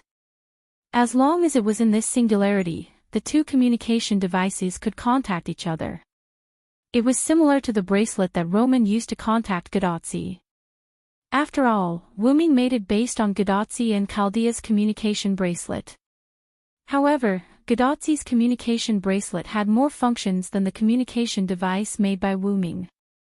Ray shift, virtual screen, establishment of material supply summoning circle, and other abilities were basically related to this communication bracelet. Although the inventor of the telephone has always been controversial, it was undeniable that Edison could indeed make a telephone. That was to say, if he wanted to, he could also fight a modern war. However, his enemy was something that modern war couldn't fight. Moreover, if he really did that, it would be as unreliable as building a hot spring hotel to serve ordinary people at the end of the world. Who would enjoy the comfort of a hot spring if they couldn't survive? As for Edison, if he had the time, he would he would definitely choose to make a few more mechanical infantry instead of choosing to build a communication device. However, he didn't have many subordinates. They were all mechanical infantry that only knew how to obey orders, so building a communication device was useless. In Wu-ming's opinion, it was better to install a monitor on the mechanical infantry. However, it was a bit extravagant to install a monitor on all the mechanical infantry. It was better to build a communication device. So far, Edison didn't do anything and just focused on building mechanical infantry. Therefore, Edison was quite interested in the gadgets that Wu-ming gave him. Be ready to attack at any time. After saying that, Wu-ming turned his gun into white deer and left with Gadotsi and Matthew. After making the white deer a little bigger again, Wu-ming stood on top of the white deer's head while Gadotsi and Matthew sat steadily on the white deer's back. With Wu-ming stabilizing magic, there was no need to worry about Gadotsi and Matthew being thrown out. Of course, the same was true for Wu-ming. Without the mount skill, Wu-ming's control over the mount had decreased by more than one level. After all, the white deer under him was transformed from his gun and could not be regarded as a complete mount. Therefore, he also needed to use magic to stabilize his body. The white deer drove away from a small plain area in the west and entered the mountainous area. The white deer jumped up and down, but it still had no effect on Wu-ming and the other two on the white deer. Gadotsi and Matthew said a few words and then pulled Wu-ming down. After all, Wu-ming promised to tell Gadotsi the story of his sister. Wu-ming also shook his head helplessly, then he began to tell the story of his sister. Because of their trust and the fact that there was no need to hide anything, Wu-ming did not plan to hide anything. Everything he said was the truth. However, Wu-ming did not tell the story as a legend, but as Meiyo's brother. After all, it was a continuous experience. Wu-ming talked for a while before he left Meiyo's world and went to another parallel world. Wu-ming also stopped. After all, he had to let Matthew and Gadotsi digest it. I feel that the man named Amiya Kiritsugu is bad. He actually wants to raise Meiyu as a living tool. That Ainsworth is also not a good person. He actually wants to sacrifice a little girl to save the world.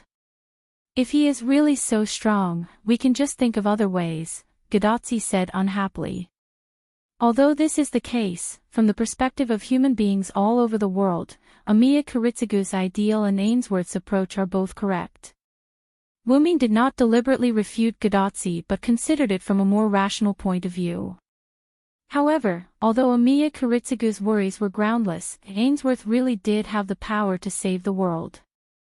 Although it was also considered an opportunist, to be able to trick Wu Ming, he was also quite capable. Then, just as Gadotsi was about to refute, Wu Ming continued. However, let's not talk about whether they have the power to save the world first. Just the fact that they dare to touch my sister is absolutely not allowed. Wu Ming said rather domineeringly. However, in Gadotsi's eyes, this was a siscon. I didn't expect you to have a siscon, assassin. Gadotsi snickered. Ah. This made Wu Ming feel rather helpless. It was not that he did not dare to admit it, but it was not a good word to say. At this time, Wu Ming and Gadotsi heard a series of trivial words. It's just that I didn't expect the Holy Grail war in the parallel world to be like this. The Holy Grail is a humanoid life form, and it changed from being a magician to using a class card. This voice was undoubtedly Roman's. There's no one else now, do you have to be so sneaky? Wu Ming said to the bracelet on Gadotsi's wrist rather disdainfully. Sorry. Accompanied by Roman's apologetic voice, Roman's figure appeared along with the virtual screen. I was fascinated by your story just now and forgot to turn on the virtual screen for a moment. Although the magic consumption of the virtual screen was slightly higher, it was a little too much for Chaldea, who could not obtain external funding. However, because of Wu Ming's generous funding, Chaldea would not lack magic even if the virtual screen was always turned on. Previously, when Wu Ming went to Chaldea, although he did not give Roman a magic crystal or something like that, he gave him an automatic magic production device. This device was actually a defective product of the magic supply device in Blackie's body. The magic supply device in Blackie's body was transformed into an organ like a magic circuit, but this defective product could not be loaded into the human body. Although it was called a defective product, it was no different from the one in Blackie's body except that it could not be loaded into the human body. A device was enough to supply a servant with magic power. Wu Ming did not give Roman a device, but dozens of devices, and Wu Ming also increased the power, enough for Chaldea to squander. At this time, Matthew spoke faintly. A humanoid Holy Grail.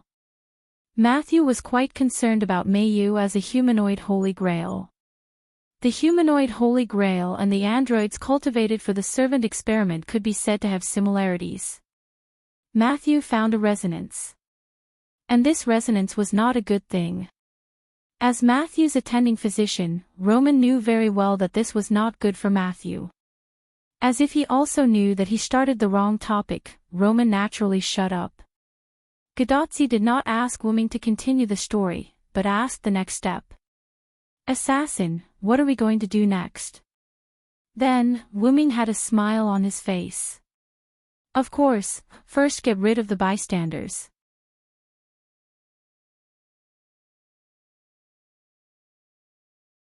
Chapter 502. The three of them heard what Wu Ming said not long ago and looked at Wu Ming awkwardly. After all, when Wu Ming said this sentence before, he was referring to the American forces, but Gadotsi and the others didn't think that Wu Ming would backhand an ally that had just formed an alliance. Of course, I'm not talking about Edison. Wu Ming shook his head with a smile. I'm talking about there. Wu Ming said as he pointed to the Rocky Mountains. You mean, the Japanese Holy Grail forces? Roman said thoughtfully. Of course, now the Celtic forces in the easternmost part of the continent and the American forces in the westernmost part of the continent are on the same side. The Celtic forces have Maeve. Let's not talk about offense, but defense is more than enough. After all, in addition to Maeve, who was not weak, there was also Finn, Dilmond, and the Indian servant that he had never met. However, according to Maeve, she had some relationship with Rama. Since she had some relationship with Rama, she was certainly not weak, so he didn't need to worry too much about the Celtic forces for the time being. In addition to that, there was also the location of Riverton, the base of the servants that were currently alone. Riverton is located in the Missouri River Basin.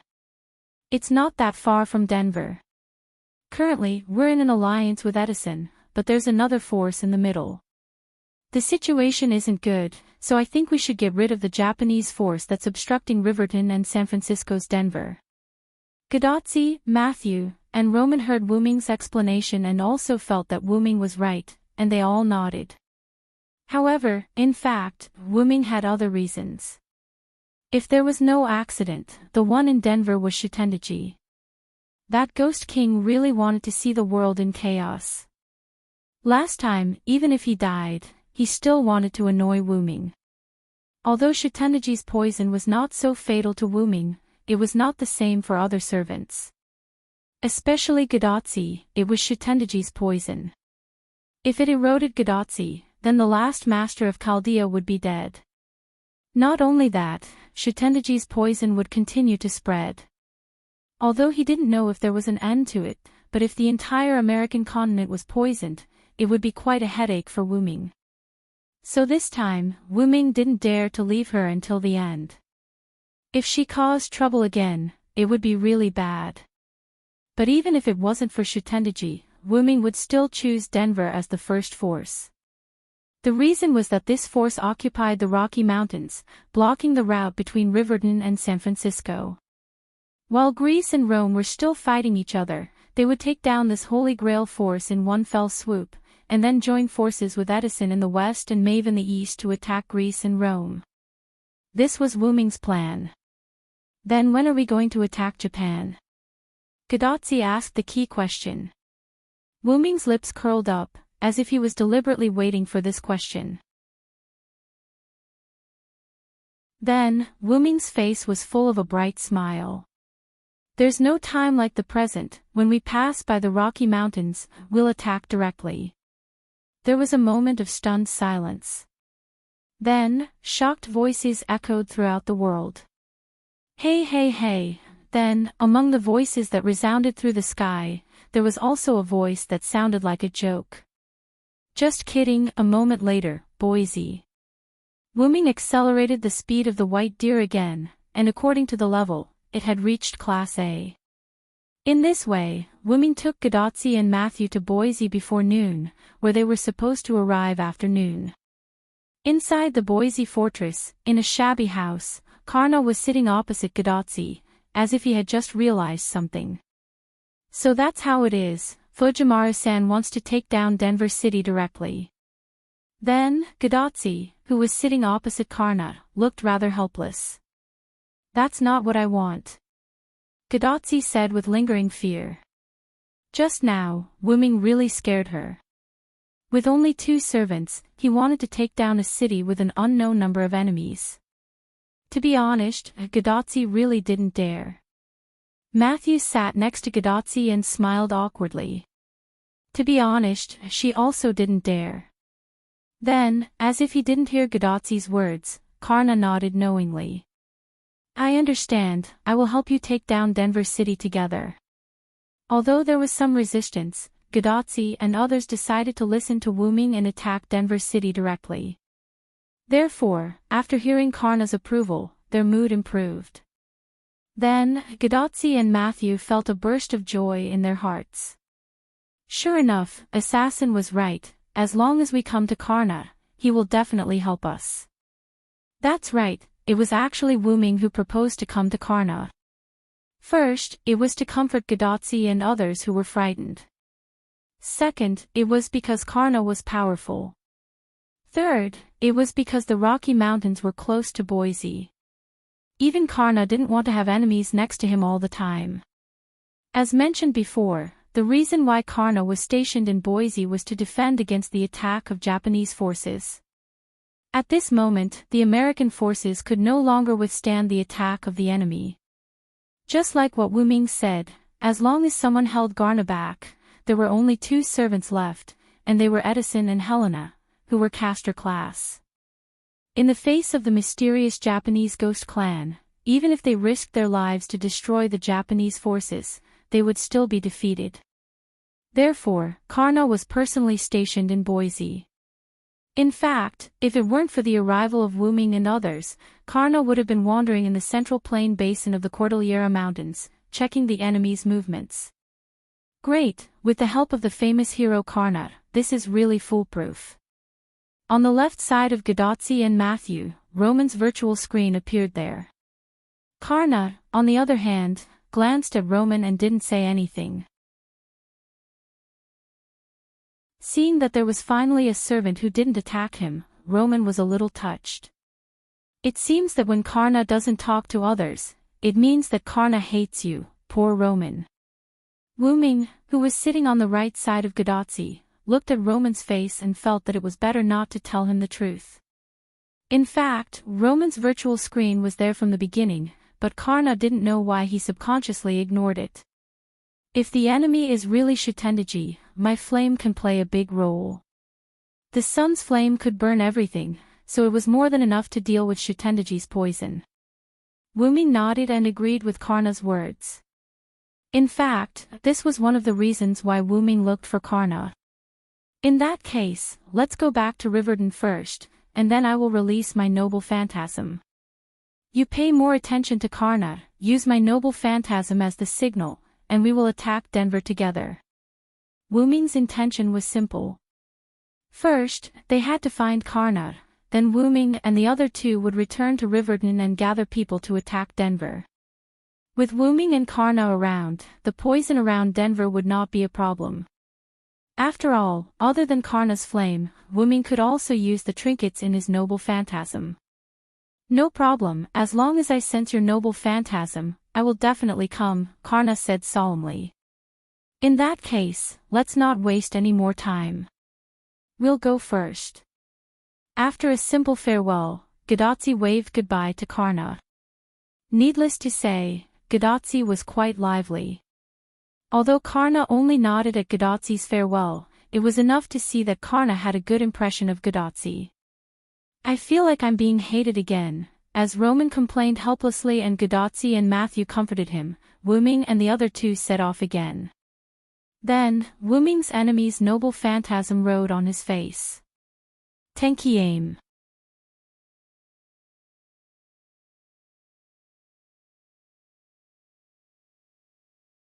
Chapter 503. Tenki aim. Hundreds of Japanese samurai swords rained down on White Deer, where Wu Ming and the other two were, and they launched a large-scale attack. This move reminded Wu Ming of Gilgamesh. Then, the place where the White Deer was attacked by hundreds of samurai swords exploded. Boom! The explosion was extremely violent. It seemed that the samurai swords came with the intention to kill. As far as they were concerned, the plain terrain on the plateau had become a basin. The smoke and dust caused by the explosion continued to fill the air. After the explosion, hundreds of samurai swords automatically flew back to the place where they came from, a high ground in the Rocky Mountains. Hundreds of samurai swords merged into one and fell into the hands of a fox-eared girl wearing a JK uniform. She wore the JK female high school uniform with white top and red bottom. She wore a red unlined gown, red stockings, and high leather shoes that looked like wooden clogs and leather shoes. She also wore a black hat on her pale orange hair. There were two shining scabbards on her body. One was a scabbard with silver light. The samurai's sword was still in the scabbard, and the other scabbard exuded a golden light. There was no doubt that it was the scabbard of the golden samurai sword in her hand. The most conspicuous thing was the pale orange fox ears on the girl's head and the pale orange fox tail behind her, which made people think of a monster. However, she was not a monster. If Wu Ming was there, he would be able to see that she was a servant. It was very likely that she was a saber. After all, she was holding a samurai sword. Mission completed, I'm done. The fox-eared girl blinked her orange eyes, put the golden samurai sword in her hand into the scabbard, and was ready to leave. Then, she was also attacked by her enemy's noble phantasm. Mythical Yggdrasil. In an instant, a huge holy light spear burst out from the basin full of smoke that had not yet dissipated. The light spear dispelled most of the smoke. The fox-eared girl also saw the target of her mission. There was a white figure in the place that was destroyed into a basin. That was undoubtedly the person who released the light spear. The white deer's figure still disappeared. Wu Ming maintained the position of throwing the spear. The holy silver armor on his body exuded light, and the helmet that he no longer wore was once again put on. Behind Wu Ming, on a piece of land that had not been destroyed, stood Gadotsi and Matthew, who was holding a shield. There was a faint blue magical power on the shield. There was no doubt that this piece of land and Gadotsi were protected by Matthew's noble phantasm. Since Wu Ming had a defensive noble phantasm, naturally, he did not need Matthew's protection. "I can't believe you found my location." Although her tone was slightly shocked, the fox-eared girl still had a smile on her face. "You are indeed a servant that the Spirit King takes care of." The fox-eared girl's body did not stop moving, and she quickly dodged backward. She was not a person like Wu Ming. If she was really hit by such a military noble phantasm, she would most likely be killed. Even if she did not die, she would lose a layer of skin. Rumble, the light spear hit the fox-eared girl's position. As the fox-eared girl's location was in a mountainous area, the mountaintop was completely destroyed by Wu Ming's noble phantasm. Countless stones rolled down, forming a scene like a landslide. Just when Matthew wanted to use his noble phantasm to block her, Wu Ming, who was below Matthew, waved his hand, indicating that Matthew did not need to use his noble phantasm. He took this opportunity to stop her. At the same time, the white light spear fell from the mountaintop, and Wu Ming firmly held it in his hand. Mythical Yggdrasil, legend of the Holy King, releasing his noble phantasm again, Wu Ming gently threw out the spear that was emitting light in his hand. However, the noble phantasm that was thrown out this time did not turn into a huge light spear, but countless small light arrows that were arranged in a row.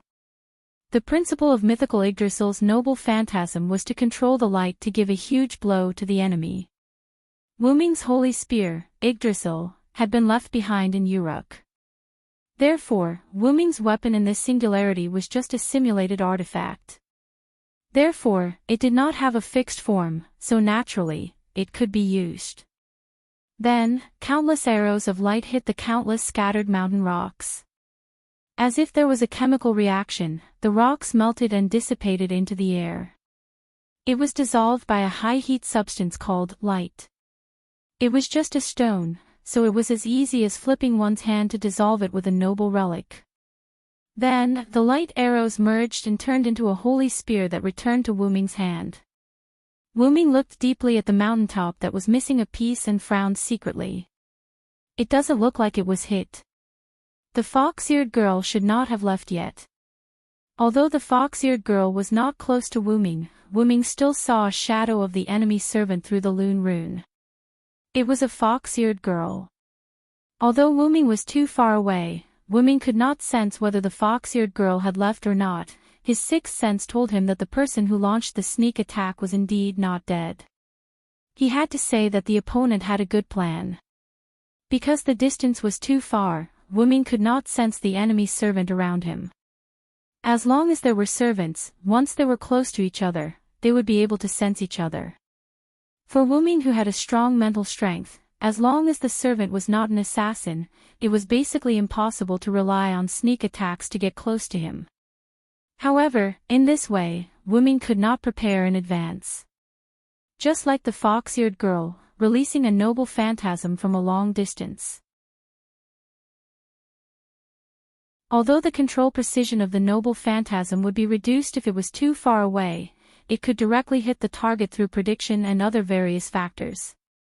It was like a sniper sniping the enemy from a long distance. There were many factors involved in successfully hitting the target, so ordinary people could not be snipers. From this, it could be seen that the fox-eared girl was quite intelligent. However, after Matthew defended the attack and protected Gadotsi, Wu Ming also found the enemy's position through reverse inference. Before the smoke dissipated, Wu Ming threw a noble phantasm. Wu Ming's strong vision also allowed him to see the enemy when the noble phantasm broke through the smoke. It was the fox-eared girl. Although the noble phantasm also hit the fox-eared girl's position, Wuming did not think that the fox-eared girl would not consider the unexpected situation of being attacked by the enemy's noble phantasm. But it doesn't matter. I have no reason to attack them. Now I have a reason. Wuming whispered to himself. Behind Wuming, Matthew quickly checked on Gadotzi's condition. "Senpai, are you okay?" Matthew was slightly excited and shouted. "I'm fine. Thanks to Matthew's protection, I'm not hurt at all." Gadotzi showed Matthew a big smile and then hugged Matthew, which made Matthew's face blush. "What's wrong? What's wrong? What happened?" Suddenly, Roman's figure appeared in front of them along with his words. A virtual screen appeared. "Ah! What's going on?" Roman seemed to be panicking. Due to the diffusion of the fox-eared girl's noble phantasm, the surrounding ground only sank by 1 or 2 meters. However, the place where Matthew and Gadotzi were standing was not hurt. As a result, Matthew and Gadotzi were standing on a 2-meter-high platform made of mud. Wuming was below the platform. He did not enter Matthew's protection at all. He completely resisted the attack and then released his noble phantasm to defeat the enemy. We were attacked by the Japanese forces.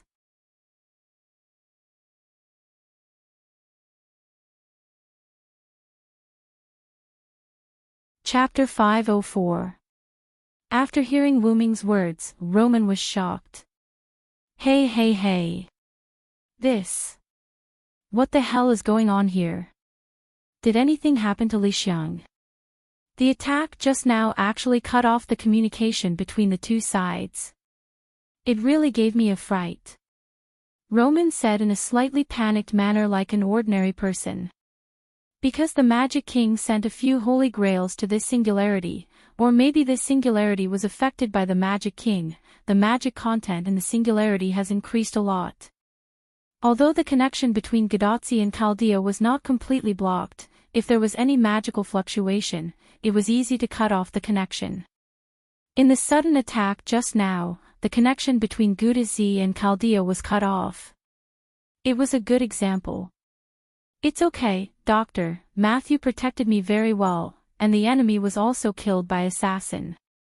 After going through so much, Gadotzi's heart became optimistic, and she did not panic because of the sudden attack. Phew. It's good that nothing happened. Roman's heart was finally at ease.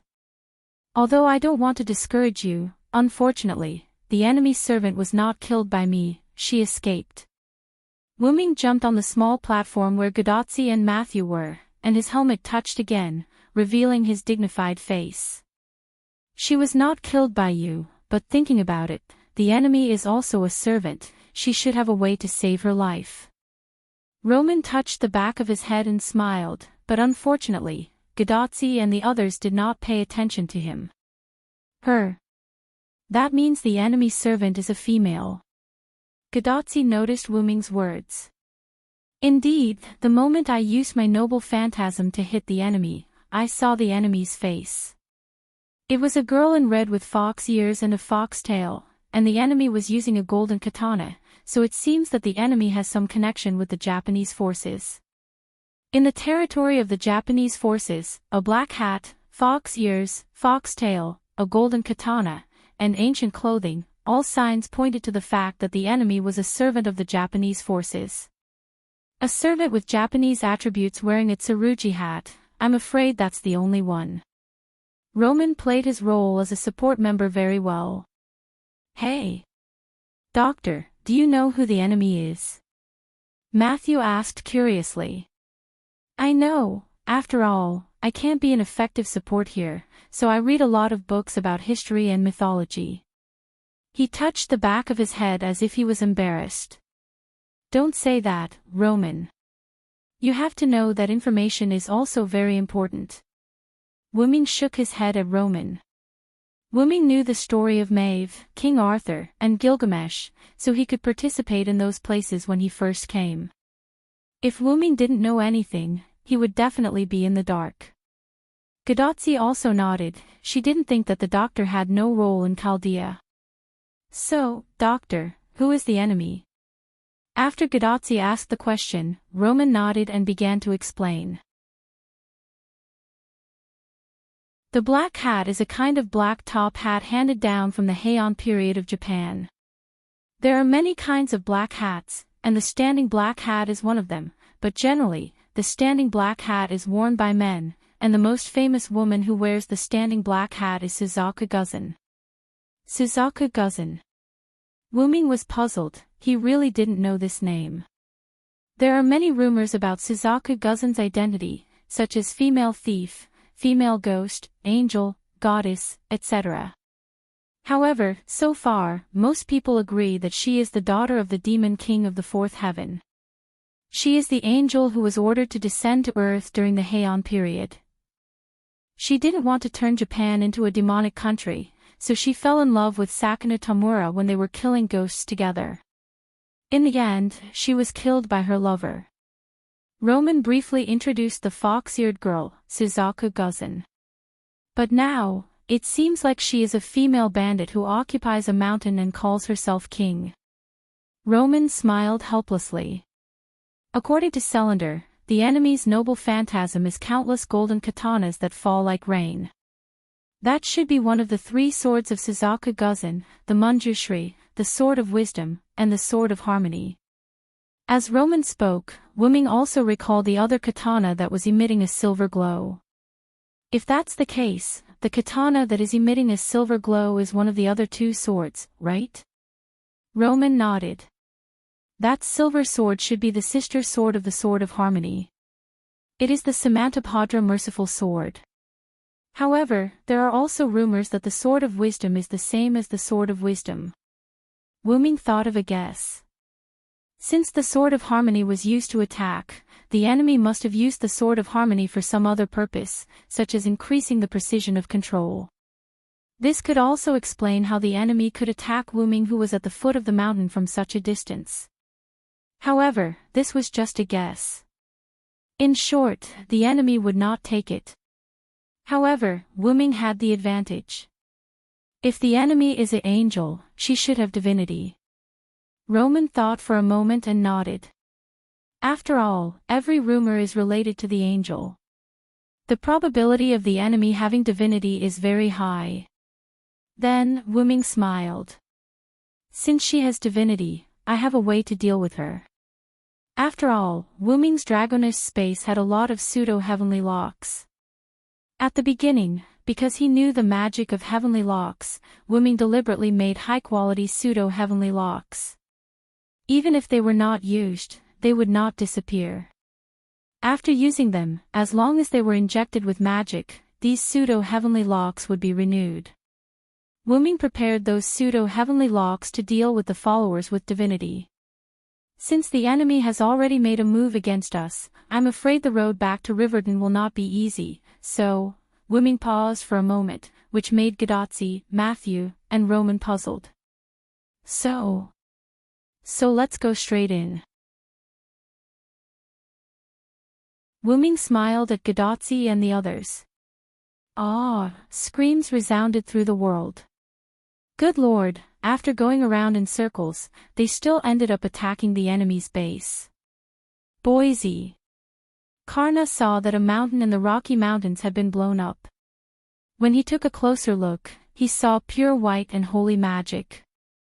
There was no doubt that it was Wuming's noble phantasm. Is it that fast? I thought it would take a few hours to start.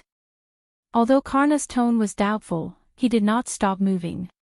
He held his golden spear, gave orders to the mechanical infantry in Boise City, and ran towards the location where Wuming released his noble phantasm. In any case, it was agreed that Karna would support them under the command of Wuming's noble phantasm. Hence, Karna left immediately. On the other side, Denver City.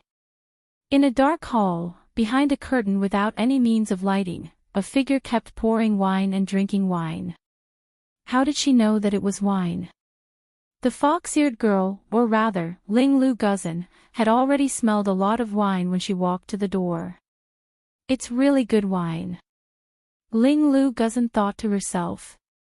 Although she did not drink much, as a female thief who once occupied a mountain, she said that she would drink as long as she was told that it was good wine. However, she did not dare to drink the wine that the figure in front of her was drinking. It was poisonous wine. What if she drank it to death? Ling Lu Guzan walked into the hall and said without a care. I failed, Shutendaji.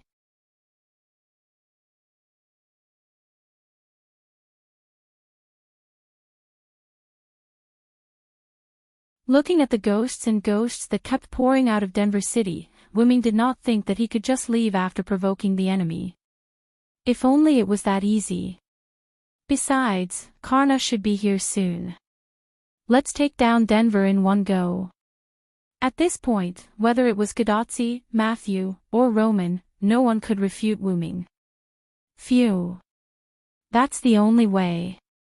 Roman sighed and said helplessly. In this situation, retreating would make it easier for the enemy to sneak up on them from behind. I have to say, you guys still underestimate the power of a top-tier servant. Wuming smiled faintly, attracting the attention of Gadotsi and the others. A top-tier servant is similar to a champion. What's more, the spiritual base of this body is strengthened by the Holy Grail and my own body. It can be said that Matthew and I alone are enough to take down Denver City. Of course, that's only if the other party's servants are known to us. After all, as long as it was a servant, they should not be underestimated. Every servant had a noble phantasm, and the noble phantasm was the key to victory from defeat. As long as it's not an exceptional servant, then the only thing we need to pay attention to in Denver City is Shutendaji. Roman also looked serious after hearing Wuming's words. Selander is right, Tachika. Although your body has a slight resistance to poison, this time you are facing Shutendaji's divine wine. It's better to be safe than sorry. For ordinary people, just smelling Shutendaji's poisonous wine will kill them directly. Roman said so much to be on the safe side. Tachika and Matthew should stay here. Wuming said. Ha! It's too dangerous to let assassin go alone. Gadotsi was obviously not at ease. After all, it was Gadotsi's kindness. Wuming couldn't refuse again, so he smiled and promised again. Didn't I say that I'm a top-tier servant, and even if there is an emergency, I still know how to run, so don't worry. With that said, Wuming touched Gadotsi's little head, like a brother making a promise to his sister. Just when Gadotsi didn't say anything, a huge red flaming ghost hand attacked Wuming. Reshuman Daenji. Wuming's face froze, and he immediately put on his helmet, then rushed toward the huge ghost hand with the holy lance in his hand. Mythical Yggdrasil. Once again, Wuming activated his noble phantasm, and the light lance in his hand became huge. However, Wuming didn't throw it away. If it exploded here, Gadotsi and Matthew would still be affected. Therefore, Wuming directly held the huge light lance and faced the red flaming ghost hand. Rumble, Wuming pushed the ghost hand all the way to a distance of 100 meters away from Gadotsi and threw the light lance in his hand. By the way, the huge flaming ghost hand that was blocked by the light lance was also thrown directly, and there was a huge explosion in front of Denver City. Wuming stretched out his hand, and the holy lance returned to Wuming's hand. It's you, Ibaraki Kido? Wuming asked. After all, there were too many hints. It was related to Shutendaji, ghosts, Japanese monsters, Rashomon, plus he had met Ibaraki Kido in Europe before. Wuming also remembered her voice, so when Ibaraki Kido shouted the name of the noble phantasm, Wuming had already guessed it. After Wuming asked, a female ghost dressed in yellow clothes with 2 horns on her forehead jumped out from an unknown place. Her entire body was covered in flames and she had 2 horns on her forehead. Humph. Ibaraki Kido, will protect Shutendaji's Devil's Kingdom. Don't even think about breaking my home in Shutendaji's. Ibaraki Kido didn't seem to know Wuming at all. It seemed that this Ibaraki Kido had no connection with the Uruk's defector, but that was normal. How could he meet a servant with the memory of him and Wuming? Wuming was not lucky, so how could it be so easy to hit the jackpot? I didn't deal with you and Uruk with the thought of less trouble. It seems that I have a chance today. After that, without waiting for Ibaraki Kido's reply, he directly went up and communicated with the other party with the Holy Lance. Wah! You bastard, you haven't started yet.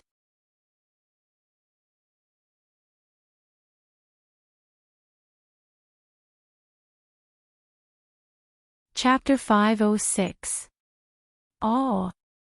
Facing the White Knight who sneak attacked him, thought he was, Ibaraki Dojo roared like a ghost who had been provoked. At the same time, a gust of wind blew around Ibaraki Dojo. The wind helped the fire, and the hot flame rose to the sky, rushing toward Wuming who was attacking Ibaraki Dojo. Puchi! Wuming condensed his magic power into the holy spear in his hand and swept it across, dispersing the fire of karma. Then appeared in front of Wuming's eyes was a bone sword full of strange aura. Clang! Using the holy spear to block the bone sword slash, it made a harsh collision sound. Wuming slammed hard, trying to push Ibaraki Dojo who was holding the bone sword out, but found that he couldn't push him out. Ibaraki Dojo's whole body exuded magical power, and the bone sword in his hand was also attached with demon aura. Hey hey hey! Want to fight with a ghost? You're too naive.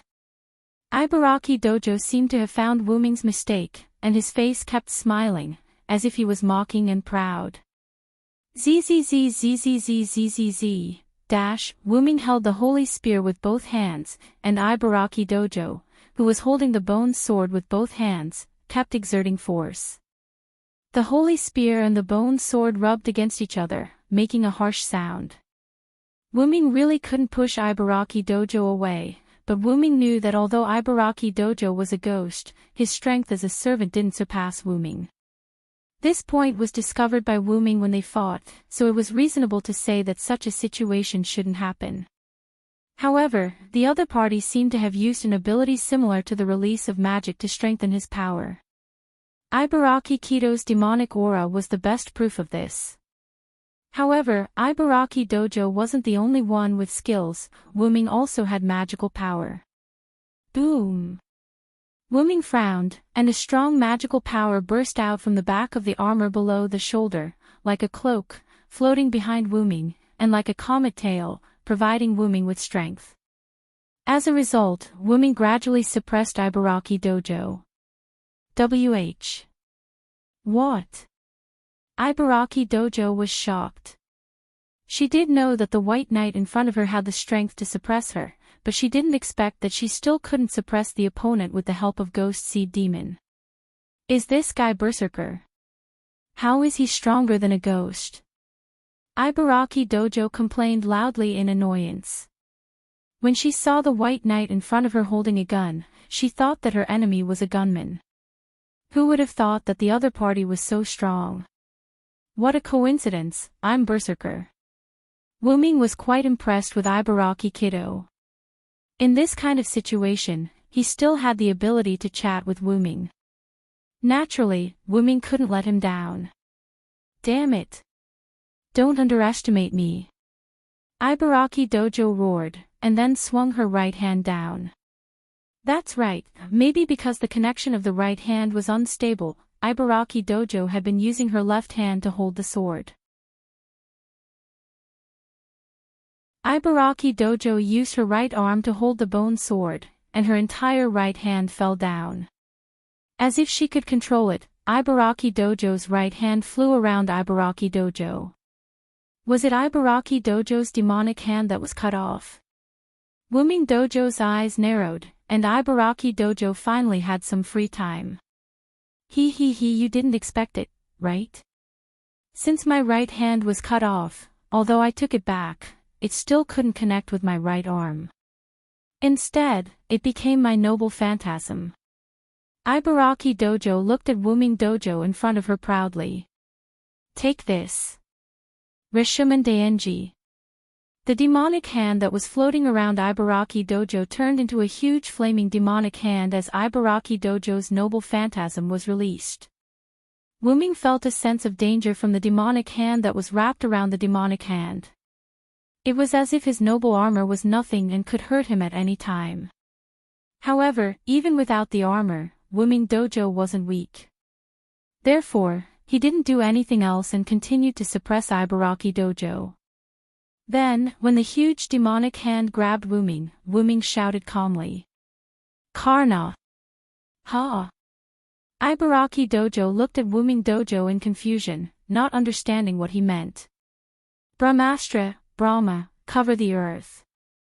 A laser-like golden heat ray shot from afar and hit Ibaraki Dojo from below Wuming Dojo's arm. Dash! Ibaraki Dojo spat out a mouthful of blood from his mouth. The blood that spilled on the ground was filled with heat and started to burn. Bang dash! Wuming Dojo's magical power surged as he slapped Ibaraki Dojo away. Damn it, this is the breath of the sun. Ibaraki Dojo felt the scorching breath that was still in his body and spoke with difficulty. This scorching heat continued to burn Ibaraki Boy's body, making him suffer unspeakably. Just when Wuming Dojo was about to kill Ibaraki Dojo, a piece of talisman paper flew between Ibaraki Dojo and Wuming Dojo. Boom dash, the talisman paper turned into a flame that soared into the sky. However, from Wuming Dojo's point of view, it was just a flame barrier. Its purpose was naturally to buy time for Ibaraki Dojo, who was behind the flame barrier. Wuming Dojo swept out with his holy lance that contained powerful magical power, and the flame barrier was instantly broken. Where Ibaraki Dojo was originally, there was only a small pool of blood that had begun to burn. I forgot that Ibaraki Dojo had escaped from the 4 heavenly kings of Lai Guang. I'm afraid that has become a skill or a noble phantasm. Giving up chasing Ibaraki Dojo, Wuming Dojo turned around and returned. When he came to Matthew and Gadotsi, Wuming Dojo saw the person he had just called out. You came quite quickly, Karna. At this moment, a white-haired man in golden armor was standing beside Gadotsi and Matthew. The flame in his right eye had not subsided yet. It was Karna. I came with all my strength after seeing your noble phantasm. It was just a coincidence. Karna shook his head modestly, and the flame in his right eye swayed as he shook his head. It was quite interesting. Furthermore, it was quite clear that the Brahmastra had been launched from Karna's eyes. Karna really scared me when he came over just now. By the way, assassin, are you alright? Weren't you hurt by Karna? Gadotsi looked at Wuming Dojo worriedly. At this moment, Wuming Dojo's body was smoking. The smoke was coming out from the gaps in his armor, and it looked like he was being cooked. Don't worry. Because Sodric was too close to the enemy, I didn't use a noble phantasm with a wide range of damage, Karna explained. Karna defended himself. He understood this point, and didn't use Brahmastra Kundala or anything like that. He couldn't use Sun Wheel, Vaishnavi Shakti, which could only be used when he stripped the golden armor. After all, the golden armor was still on Karna. The heat on my body was caused by Ibaraki Dojo's noble phantasm. I don't know why, but her ghost claw directly ignored my defense. I was injured, but it's not a big deal. As he spoke, Wuming took out a few bottles of healing potions from the golden ripples that he had already activated. Wuming took off his helmet, revealing his slightly red cheeks. Now, some parts of his body were already cooked. After all, it was as if he was defenseless against an anti-army noble artifact that contained the karmic primordial fire. Even Hercules would lose his life if he was here. It was all thanks to Wuming's B++ durability that he was able to survive. Then, Wuming drank the healing potion under everyone's gaze. The white smoke on his body disappeared, and his complexion returned to normal. After all, they had seen potions like this in Winterwood City, so Gadotsi and Matthew didn't look surprised. Since Karna is here, let's take Denver directly.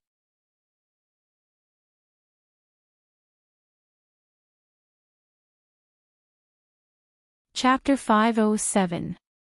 Gadotsi nodded. After all, they had fought for so long, and it would be unreasonable to leave now. The original team of 3, plus Karna, became a team of 4. The 4 of them headed toward Denver. Although Karna was with them, it still couldn't stop Gadotsi's burning heart. Gadotsi stared at Karna's eyes, which were no longer emitting sparks, and asked curiously, speaking of which, Karna can release a noble artifact with his eyes. It's really a divine artifact. It's no big deal.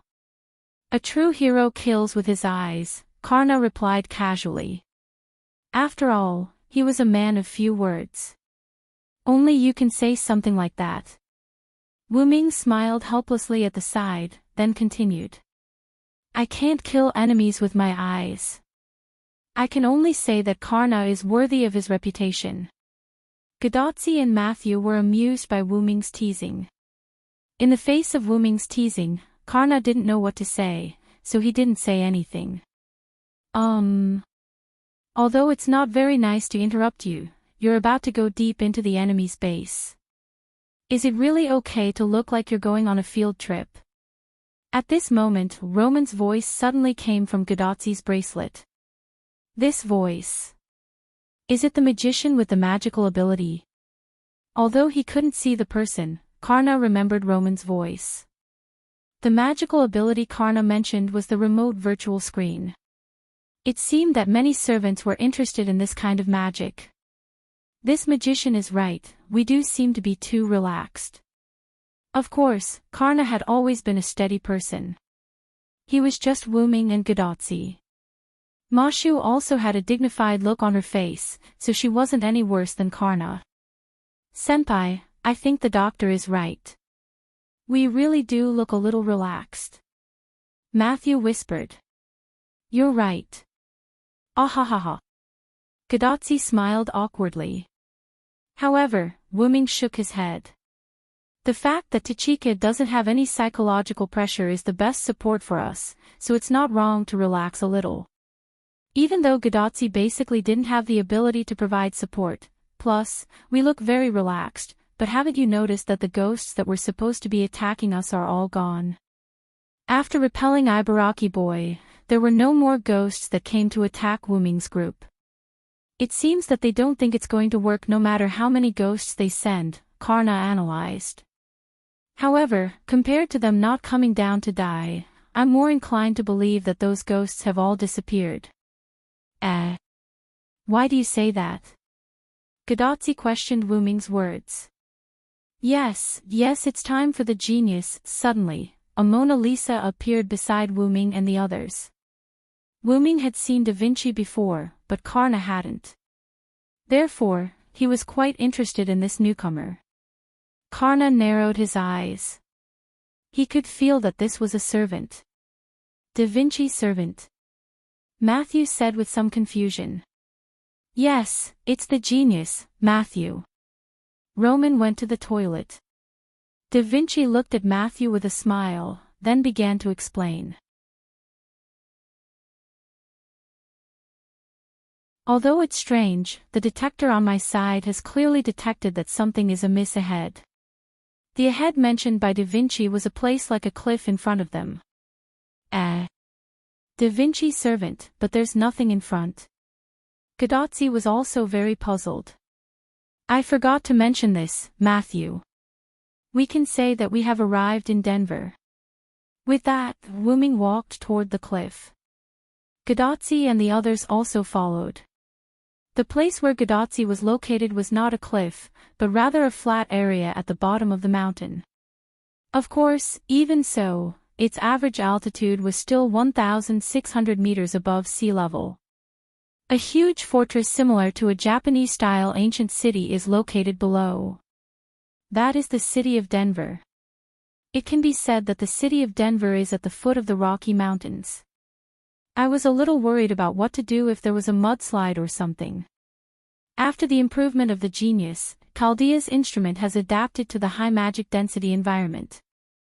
There should have been a lot of life in front of us, but after you defeated Ibaraki boy, all those lives disappeared. Although Chaldea's instrument is used to detect magic, the magic in this world is transformed by life, so it can also detect magic. Anyway, whether they were killed or used as sacrifices, most of the ghosts in the strange city of Denver have disappeared. That is to say, the remaining magic waves belong to the servants, right? Wu Ming asked. That's right. This is a battle between heroes without their servants. Anyway, only you and Karna can participate in the battle. Matthew still has to protect Tachika. So, that's it. I still have to continue improving the instrument here. Good luck, Tachika. After that, Da Vinci cut off the communication. As expected of Da Vinci's kin. As always, he feels reliable. Gadotsi smiled awkwardly. Obviously, reliable was a derogatory term. Don't worry. I think she probably thinks that Karna and I are here, so Da Vinci can rest assured that we will protect you. You should know that both Karna and I are not simple people, Wu Ming comforted. Let me say something first. Karna raised his hand. I don't have the ability to protect others. This armor is the only thing that can protect others. However, because Sodric and I are the only combatants here, I can't easily hand over the armor to you. After all, if Karna had given his armor to Gadotsi, then he would have been much weaker than Gadotsi. After all, not only did he have to release the fatal sun wheel, but he also had to give up the golden armor to Vasvi Shakti. Without the golden armor, Karna would no longer be the invincible Karna he used to be. At that time, he would have to be like an ordinary warrior and not let himself get hurt easily. Because without the golden armor, Karna was neither invincible nor able to recover from his injuries, nor could he use the essence of the sun to heal the foreign objects in his body, so he was much weaker. You don't have to worry about that at all. Matthew is very reliable. Gadotsi said to Karna with a smile. As she spoke, she gave Matthew a thumbs up, which made Matthew's face instantly turn red. However, Matthew did not hesitate to protect Gadotsi. I won't let any senior come to any harm. Looking at Matthew's determined and powerful eyes, both Wu Ming and Karna smiled with relief. It's your blessing to have such a servant, Master. Karna chuckled. The praise made Matthew's face turn red again, and Gadotsi looked at Matthew happily. Because Matthew is my lovely junior, Gadotsi hugged Matthew as she spoke. Senpai. Wait a minute. Mashu, who was being held, could only struggle weakly. In that case, I'll lead the way first. Wu Ming nodded to Karna, Gadotsi, and Matthew, then stood at the side of the mountain. Mythical Yggdrasil.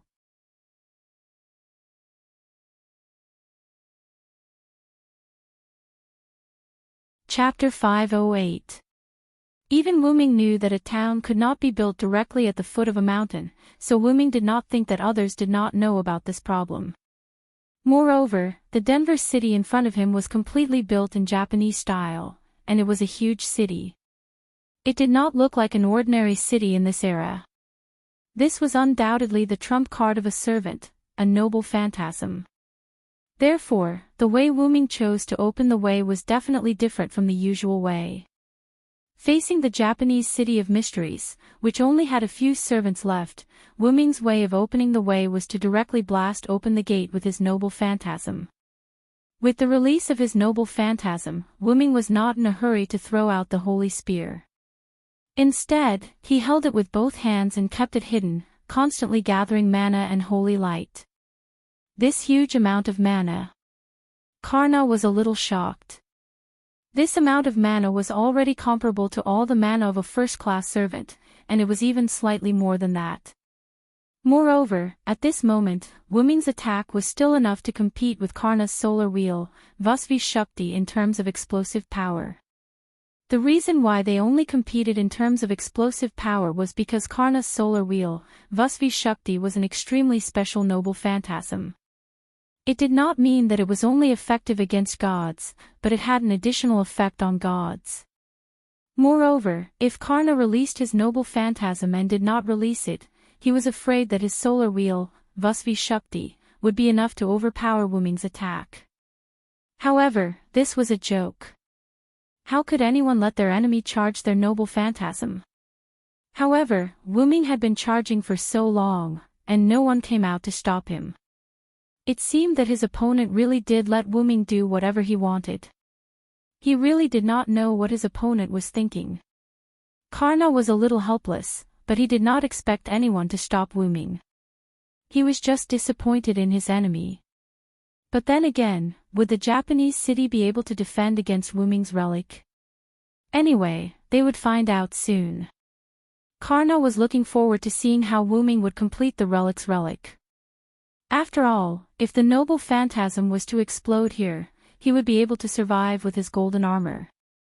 However, Matthew would not be able to protect Gadotsi as he would not be able to activate his noble phantasm in time. Gadotsi would definitely be blown to smithereens. Just as Karna was about to take off his golden armor and put it on Gadotsi, Wuming finally moved. Wuming raised the shrunken version of the holy spear in his hand, which was white on the outside and black on the inside, in front of him. This was the effect of the holy spear being compressed to the extreme. It was so white that it was black, and it had shrunk to the extreme. The reason why he did not throw it on his shoulder like a javelin was that Wuming was not sure that he could control the holy spear that was about to explode in his hand. Therefore, Wuming put the holy spear in front of his chest as if he was holding a ceremony. Then, Wuming recited the oath. The next attack is the real legend. Accept the judgment. Because the name of the relic had already been recited, there was no need to release the real name again. Then, Wuming threw the holy spear into the sky.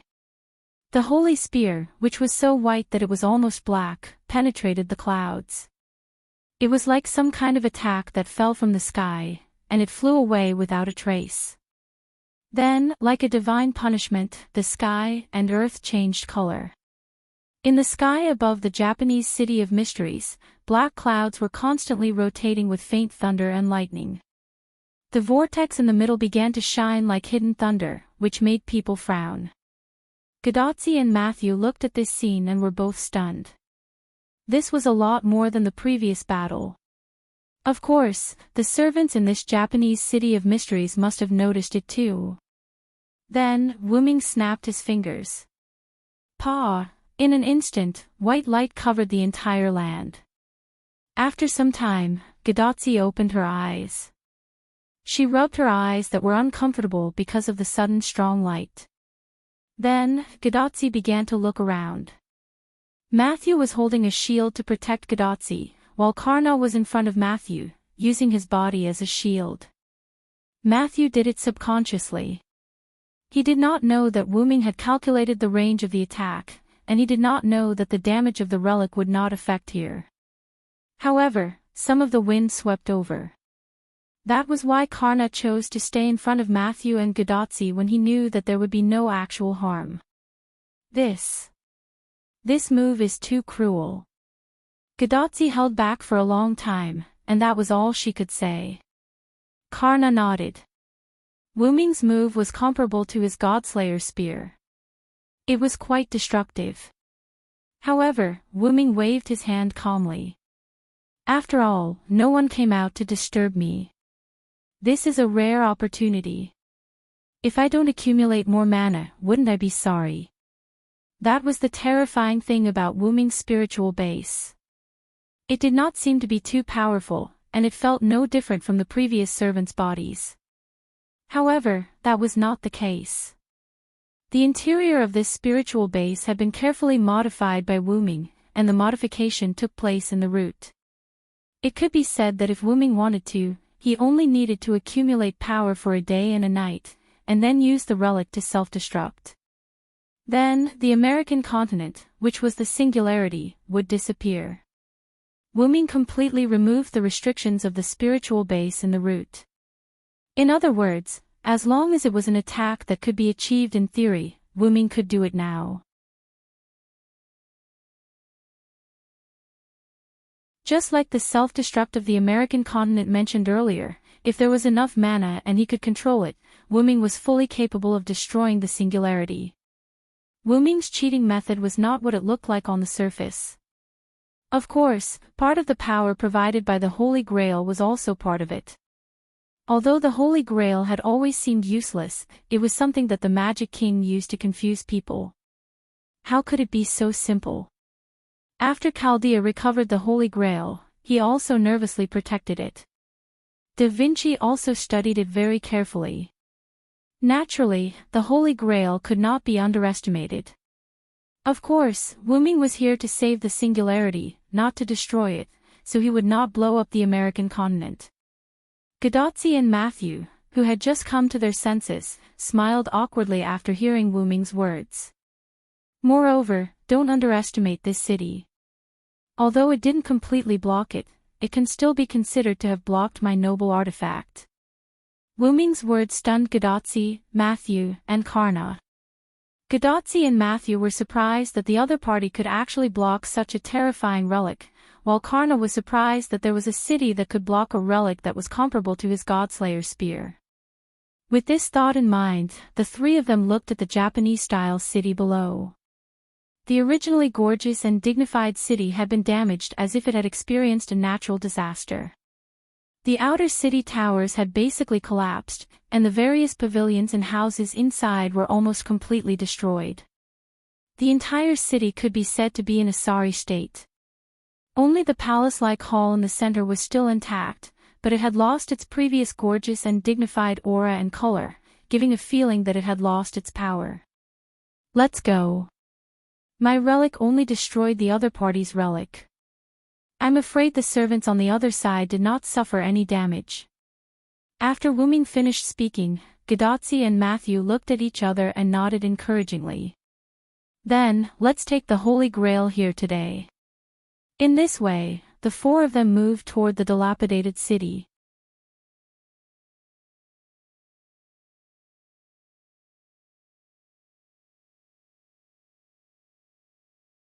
Chapter 509. Because the distance was very close, the four of them only took a few minutes to reach the gate of the city. Looking at Gadotzi, who was still trying to figure out how to contact Roman, Wu Ming smiled helplessly. Because of Wu Ming's noble phantasm, the communication device that had been repaired was destroyed again. Because Da Vinci modified the communication device to adapt to the situation of high magic concentration, Wu Ming directly used super magic explosion on her and directly cut off the communication system. It was estimated that if they wanted to contact each other again, Da Vinci would have to further modify the device, at least to adapt it to the magic concentration of Kanzaki's atmosphere. No longer paying attention to Gadotzi, Wu Ming looked at the half-destroyed door and said thoughtfully. To be able to do this, I'm afraid the other party used the Holy Grail. Karna nodded after seeing the situation. I'm afraid that's the case, otherwise, I really can't think of any defense that can block such a catastrophic attack. However, Wu Ming smiled slightly. He really did know of a noble phantasm that could defend against any kind of damage. King Arthur's scabbard, Avalon. As someone who was familiar with the story of King Arthur and had accompanied King Arthur for half of his life, Wu Ming naturally understood the power of Avalon. True name Liberation could produce an unparalleled defensive barrier that was like a layer of scales, and even the good Separation sword might not be able to break it. And Avalon could also make the wearer never get hurt, and it was in a semi-invincible state. Wu Ming knew that Avalon would be accidentally lost, but because Wu Ming thought that Artoria needed Avalon more, he had always asked Artoria to carry it with her. Anyway, Avalon was not lost until Wu Ming left by himself, but from the ending, Avalon was still lost. Perhaps this was the will of the heavens. Damn it! If it weren't for the fact that Wu Ming had played his part, being a knight, how could Morgan Le Fay have been tricked by him? In a direct confrontation, Morgan Le Fay wouldn't have been able to defeat Wu Ming. Moreover, if Wu Ming's main body had appeared at that time, he would have been able to crush Morgan Le Fay with his little finger. Moreover, he wouldn't have needed any reason to do so. After all, if you provoked the origin dragon, would it need a reason to crush you? Of course not. The more Wu Ming thought about it, the angrier he got. He quickly took a deep breath and stopped thinking about it. Phew, Karna looked at Wu Ming in confusion, but didn't say anything. Ahem. Let's go in. Wu Ming coughed and walked toward the door. As soon as they entered the city gate, Wu Ming realized that something was wrong. He immediately waved for Gadotzi to stop. The air here is highly toxic. Then, he immediately covered himself with magic power. Wu Ming realized that not only the air, but even the ground under his feet was full of poison.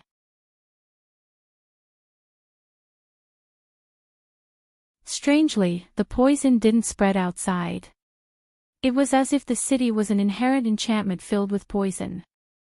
Wu Ming himself wasn't very afraid of poison. However, the poison this time was a little different. Therefore, Wu Ming didn't dare to be careless. Sizzle. Although Wu Ming covered himself with a magic power shield, the poison in the air had begun to corrode Wu Ming's outer appearance.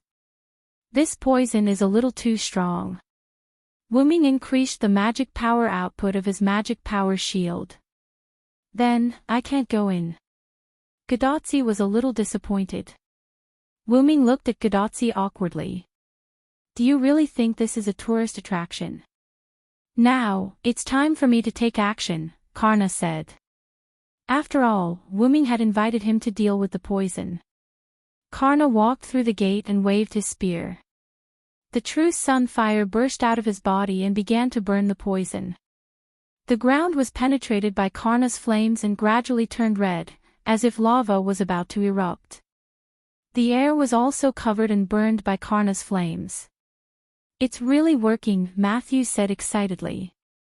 However, Karna and Wu Ming didn't look very happy.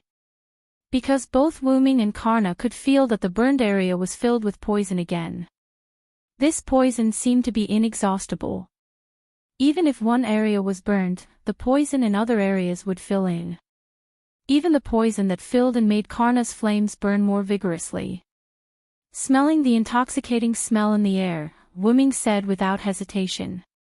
This place is filled with the poison of fine wine. It's probably Shutendaji. As Karna burned, more and more wine fragrance came from the air. Cough cough. Cough cough cough. Matthew began to cough.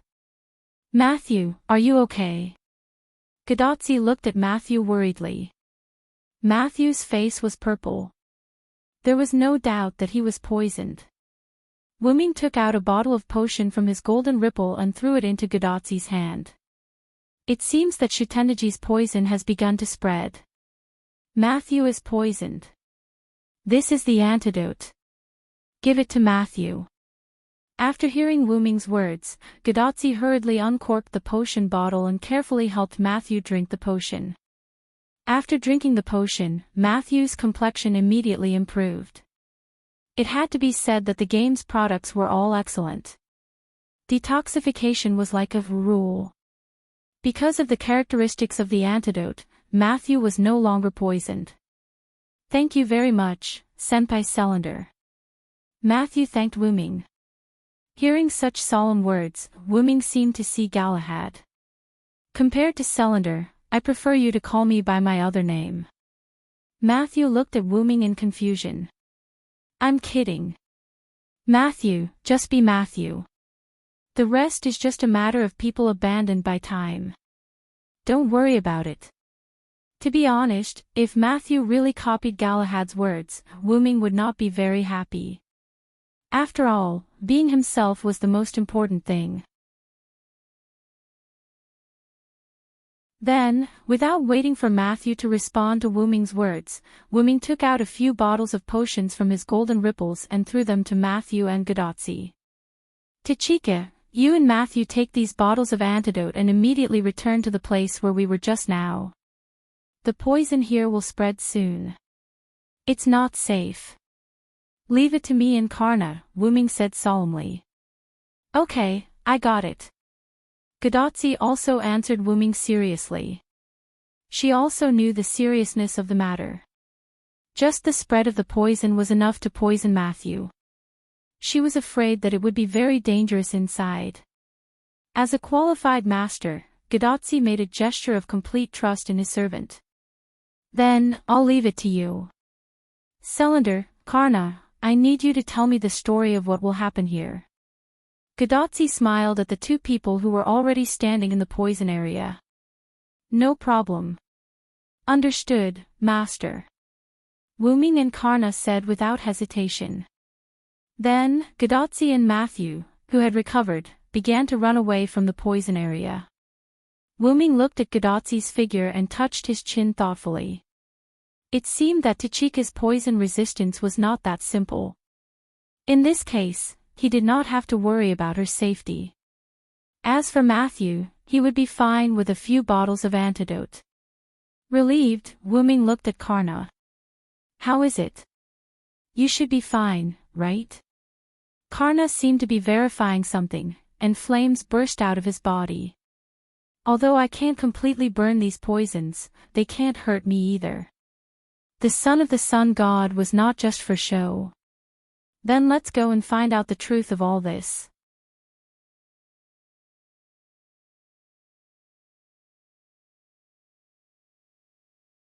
Chapter 5:10.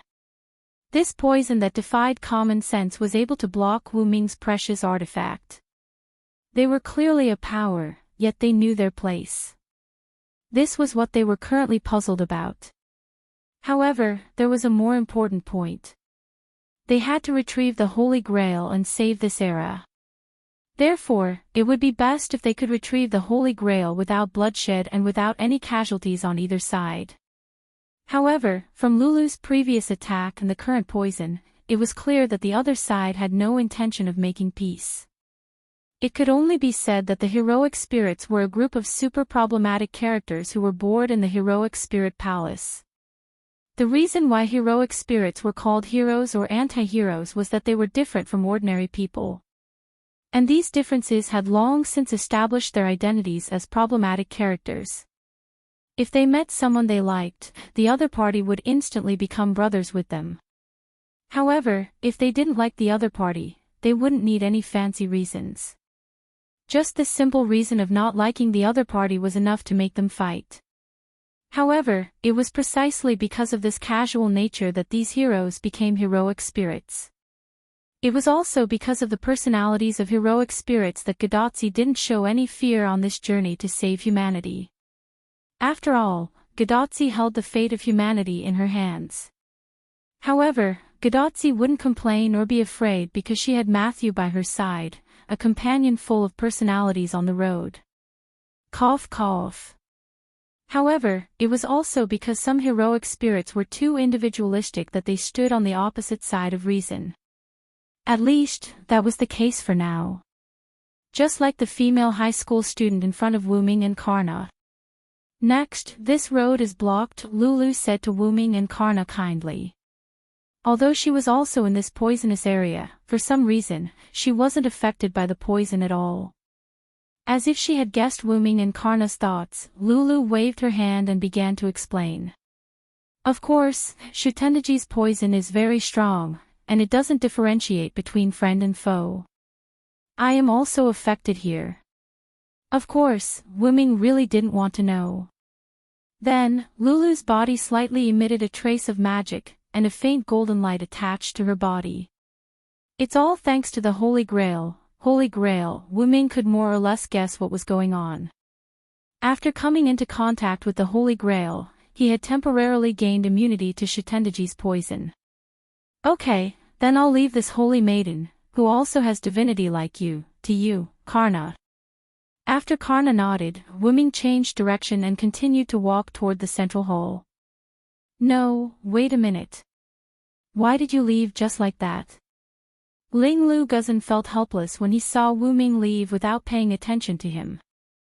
Whoosh! With the sound of the wind, Lulu dodged the spear, Karna, who was rushing to attack.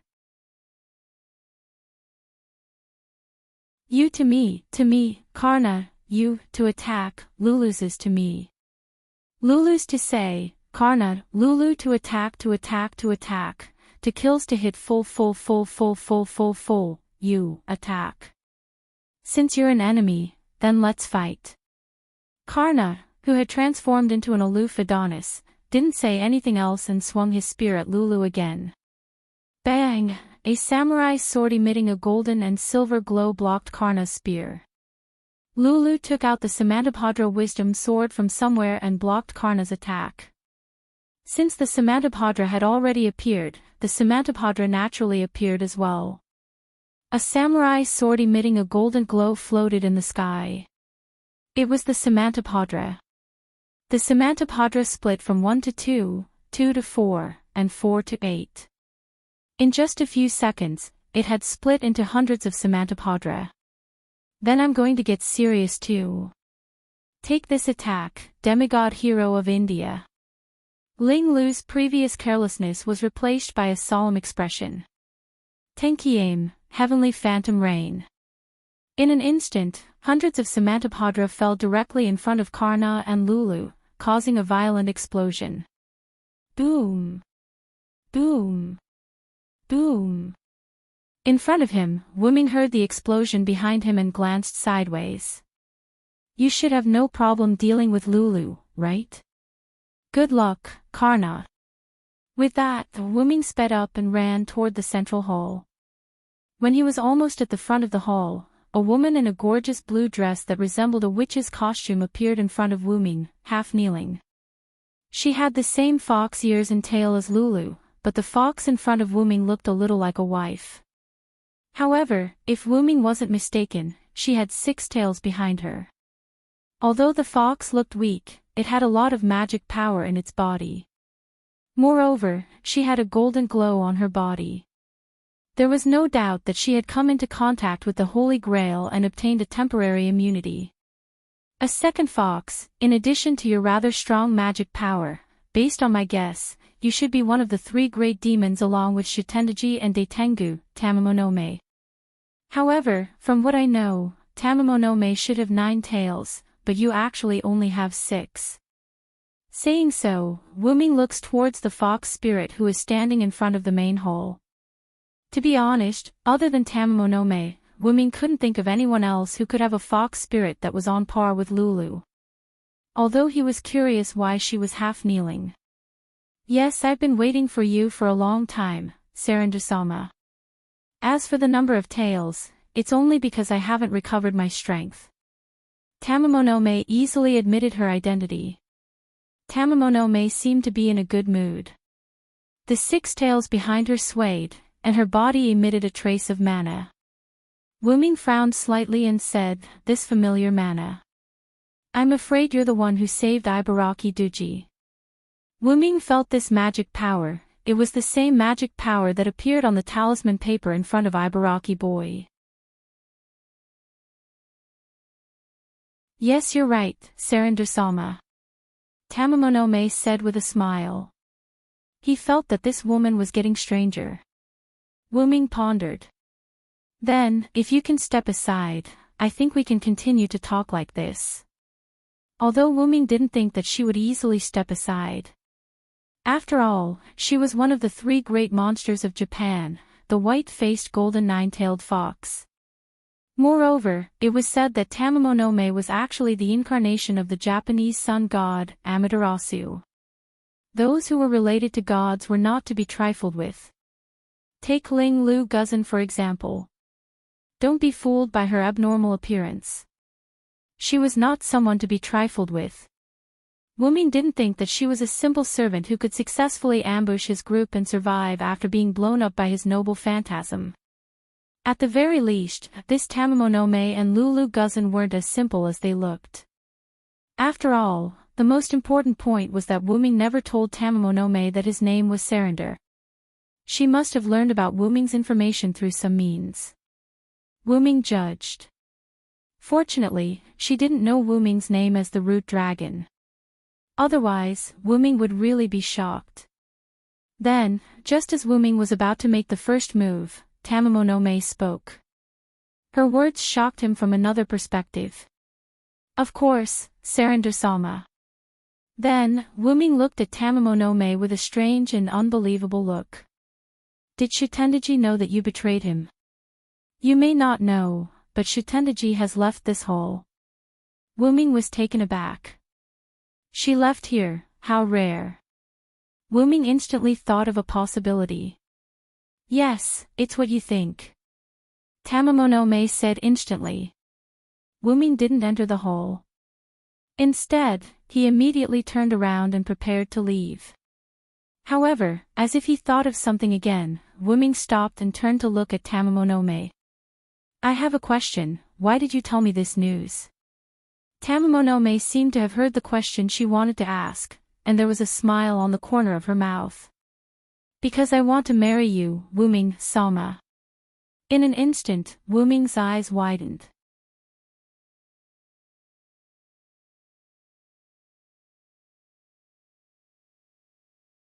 Chapter 5:11.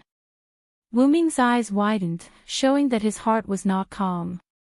After Wuming finished releasing his noble phantasm, the sky had become cloudless. Wuming's eyes sharpened as he was drenched in the sudden rain of the sun. Wuming suddenly appeared in front of Tamamo-no-me. Wuming stretched out his hand and directly grabbed Tamamo-no-me's white neck. However, the magical power attached to Wuming's hand that was holding Tamamo-no-me's neck showed that Wuming was not joking. Even if she was a servant, she would not be able to survive if her neck was broken. How did you know this name? Wuming's tone had a hint of murderous intent. That's right, Wuming was not surprised that she wanted to marry him, although he was a little bit concerned about it. Cough cough. Wuming was surprised that she knew his name Wuming. Even among the people who knew him, there were only a few people who knew his name Wuming. In addition, the 3 extra holy grails at this singularity were arranged by the Magic King. Wuming had to guess whether Tamamo-no-me knew his name because of the Magic King. Or perhaps, Tamamo-no-me was simply a thug sent by the Magic King to deal with Wuming. At this moment, Wuming's mental power was completely released, and the range of thousands of meters had entered Wuming's perception range. Wuming's mental power was not only used to detect whether there were other enemies or traps around, but also to see if he had fallen into his opponent's illusion. Although Wuming could be said to be immune to illusion, Wuming was only immune to his own illusion. If it was not used on Wuming himself but used to change the surrounding environment, Wuming might still fall into the trap if he was not aware of it. To make a simple analogy, if you put an illusion on a stone, in theory, let the stone think that it was a flower, then the stone would think that it was a flower, and then with the help of magical power, it would make people see that there was a flower in the original position of the stone. It was similar to a simple magic trick. However, now that Wuming had completely released his mental power, he did not have to worry, the other party did not play any tricks. I learned about your identity through touching the Holy Grail, Wuming-sama. Tamamo-no-me did not care about Wuming strangling her neck, as if she trusted Wuming and smiled. Holy Grail. Hearing Tamamo-no-me's words, Wuming thought of such an example, but the other party did not come into contact with the Holy Grail, but with him. Back in Winterwood City, Stheno, the eldest of the 3 Gorgon goddesses, obediently submitted to Wuming because she came into contact with Wuming and learned of his identity. Strictly speaking, Stheno had the divinity of the Earth Mother, and Tamamo-no-me also had an extremely close relationship with Amaterasu Amikami. If Tamamo-no-me learned of Wuming's identity because she came into contact with the Holy Grail, it would not be unreasonable. Compared to Stheno, who came into contact with him and learned of his information, Wuming felt that it was more reasonable for Tamamo-no-me to learn of his information because she came into contact with the Holy Grail. Although Wuming didn't have the same knowledge as Karna, he also monitored Tamamo-no-me's every move, including a series of details such as breathing, every hair moved by the wind, and so on. In addition, Wuming found that there was indeed no other servant-level magic power in this hall except for the servant-level magic power in front of him. There was no doubt that Tamamo-no-me did not lie. Wuming slowly loosened his hand holding Tamamo-no-me's neck and looked at Tamamo-no-me deeply. I still can't completely believe you. If you want to prove yourself, then you have to stay here. If I find you elsewhere, I will immediately regard you as an enemy and kill you at all costs. How about it? After all, if the other party lied, then it was most likely the Magic King's trick. In that case, it was a risk to let Tamamo-no-me stay here for a second. That was why Wu-ming said that he would kill Tamamo-no-me at all costs. After hearing Wu-ming's words, Tamamo-no-me nodded happily. There was no doubt that Tamamo-no-me agreed. No problem, I will wait here for my husband to come back and pick me up. I wish my husband good luck.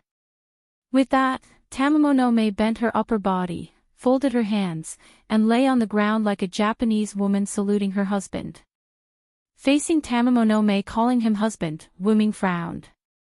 This is only the first time we've met. You've only learned about me from the Holy Grail, and you've already taken the liberty to say that you want to marry me. I will definitely reject such shallow love. Don't call me husband anymore. Marriage without love is meaningless in Wu-ming's view. Wu-ming is not a man who can't walk away when he sees a beautiful woman, and he won't readily agree just because the other party is throwing herself at him. After all, Wu-ming still has a few love debts, how can he add one more? Yes, I understand, Selen-sama. This time, Wu-ming nodded with satisfaction. She didn't call him Wu-ming, but Selen-sama. This means that she is a smart person. Wu-ming likes to deal with smart people. Then, you can stay here. You didn't lie, I will come back and thank you. With that, Wu-ming immediately turned and left. I wish you good luck. After Wu-ming's figure disappeared, Tamamo-no-me smiled again. Such an excellent husband will be taken away by others if I don't hurry. I am the Tamamo-no-me who wants to be a virtuous wife, and I have already given you a greeting gift, my husband. Although she said that, Tamamo-no-me's eyes were a bit scary. Unfortunately, Wu-ming had already left and didn't see this scene. On the way back to the city gate, Wu-ming began to think about the information he collected so far. According to Tamamo-no-me's information, as well as Wu-ming's own investigation, Shutendaji was no longer in the central hall. There were two reasons why Shutendaji set up this poison city. First, she needed to make Wu-ming think that she was in the center of the poison city. After all, if they were to fight, Shutendaji's domain would be very advantageous. However, Wu-ming forgot that last time, even after Shutendaji left, her noble artifact could still operate on its own. This time, it might be the same. Then, why did this self-operating poison city attract Wu-ming? Naturally, it was to let Shutendaji escape. This was also the second reason. The entire place was filled with magic filled with poison. Under normal circumstances, Wu-ming wouldn't be able to detect small magic movements. This way, it was very likely that Shutendaji had already escaped from the city. From Wu-ming's point of view, Shutendaji wasn't a demon who would run away before a fight even started. Not to mention, Ibaraki Duji was still here. And even if Shutendaji left, where could she go? There was only one answer, which was to find Gadatsi and Matthew outside the city. Although Shutendaji wouldn't run away because of fear, he wasn't an idiot either. He wouldn't just sit there and wait for an enemy that he couldn't defeat to find trouble with him. Thus, the wisest choice was to lead the main force away and ambush the enemy's weak point. And what if Shutendaji was the follower sent by the Magic King? Gadatsi was the only hope for humanity, at least for now. Then, as long as he eliminated Gadatsi, the Magic King wouldn't have any worries. As for why Shutendaji was so sure that only Wu-ming and Karna would come in, it could only be said that this was very likely a part of the plan. Wu-ming guessed that even if Gadatsi and Matthew came in, Shutendaji probably had a way to separate them. As expected of the leader of the Great Mountains, the son of the great god Ibaraki. His brain isn't any worse than a human's. Humans didn't have power, so they honed their intelligence. Demons had power, so they abandoned their intelligence. And as the son of the demon god, Shutendaji was very smart. Now, there was someone in front of him who was stalling for time. Shutendaji told me that even if I die today, I'll drag you here.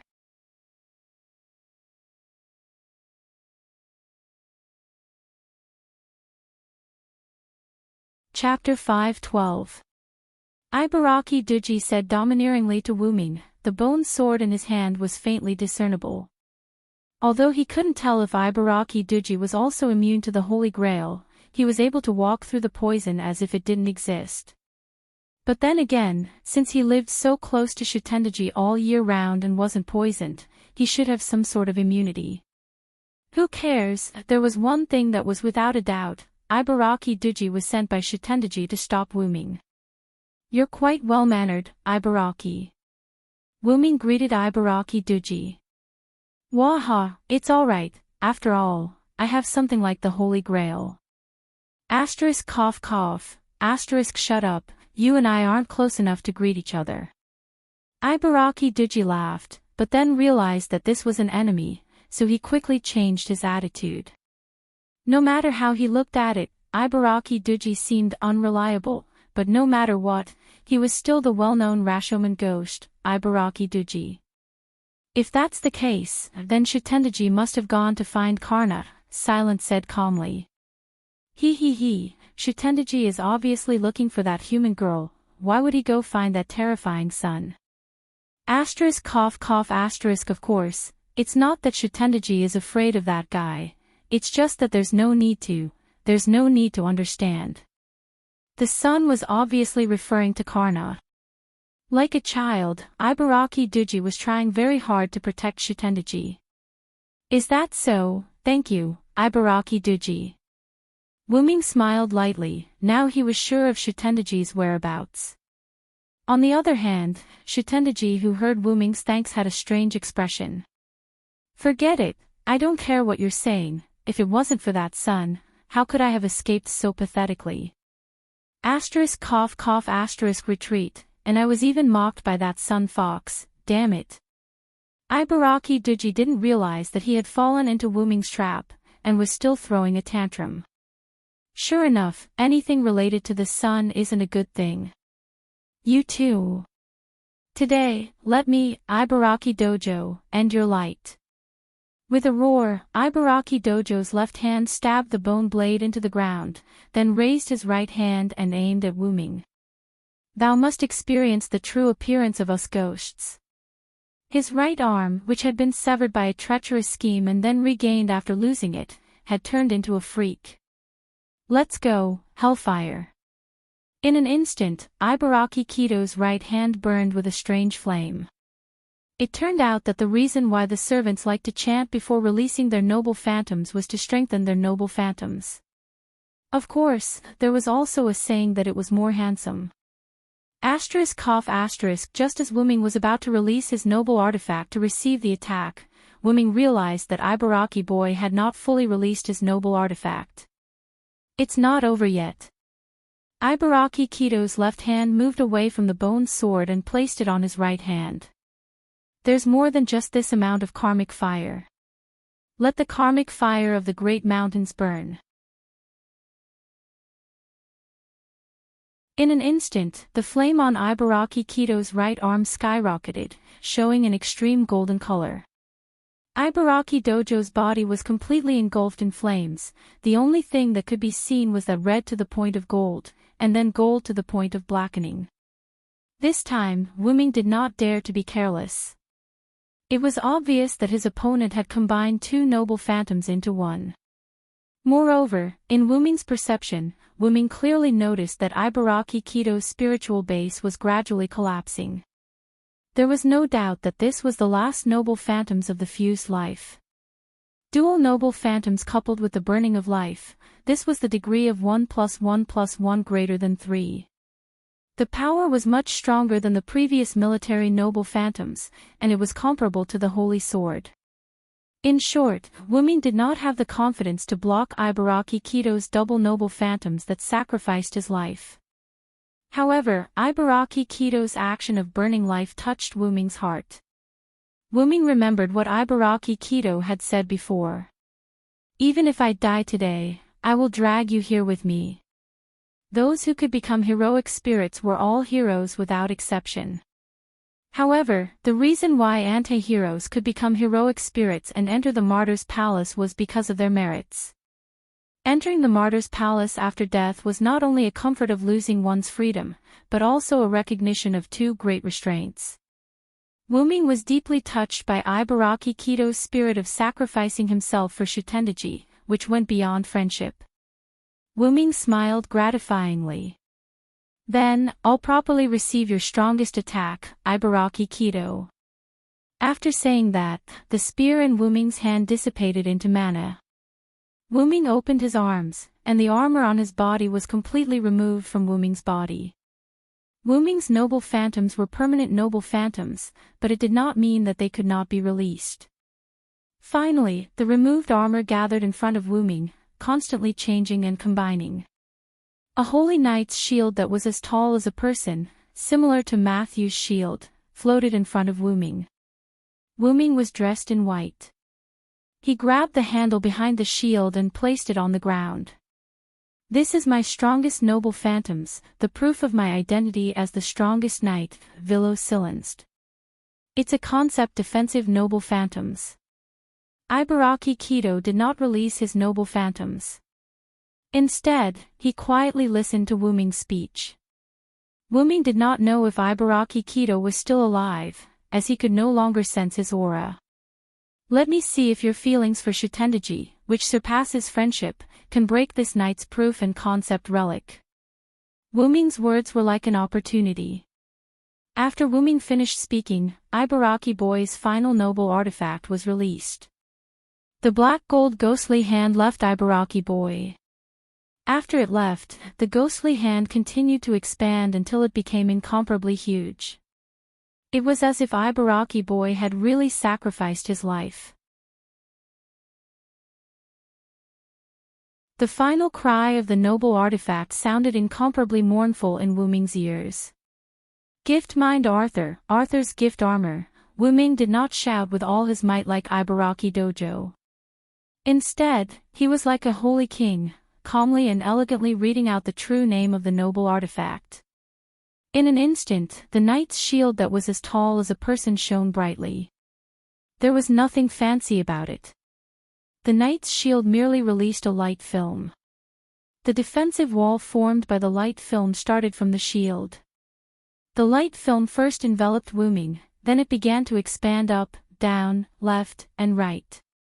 It was like a giant shield of light that was constantly expanding.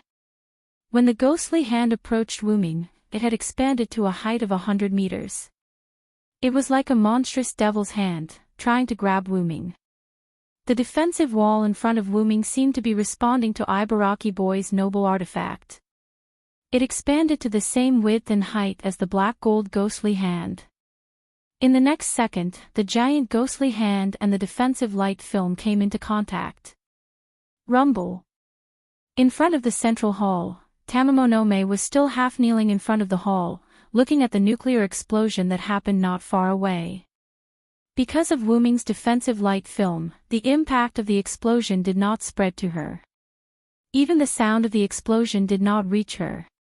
Before Wuming and Ibaraki Boy released their noble artifacts, Tamamonome had already noticed that something was wrong. The magical waves were too strong. She saw with her own eyes that a giant ghostly hand that was constantly expanding collided with the defensive light film. She had witnessed this miracle. Sometimes, I'm really jealous of Shutendaji. Tamamonome shook her head as if she was feeling sorry for Ibaraki Boy. Then, she closed her eyes and fell into silence. After all, Wuming's request was not to move. Tamamonome chose to meditate.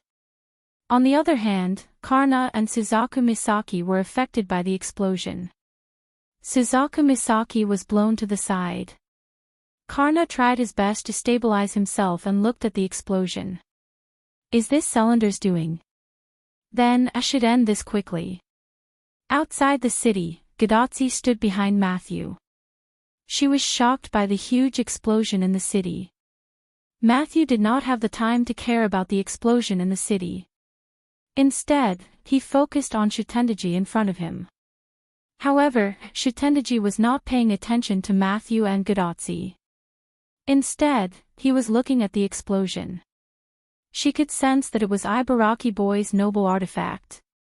He as expected, Ibaraki, you're an idiot.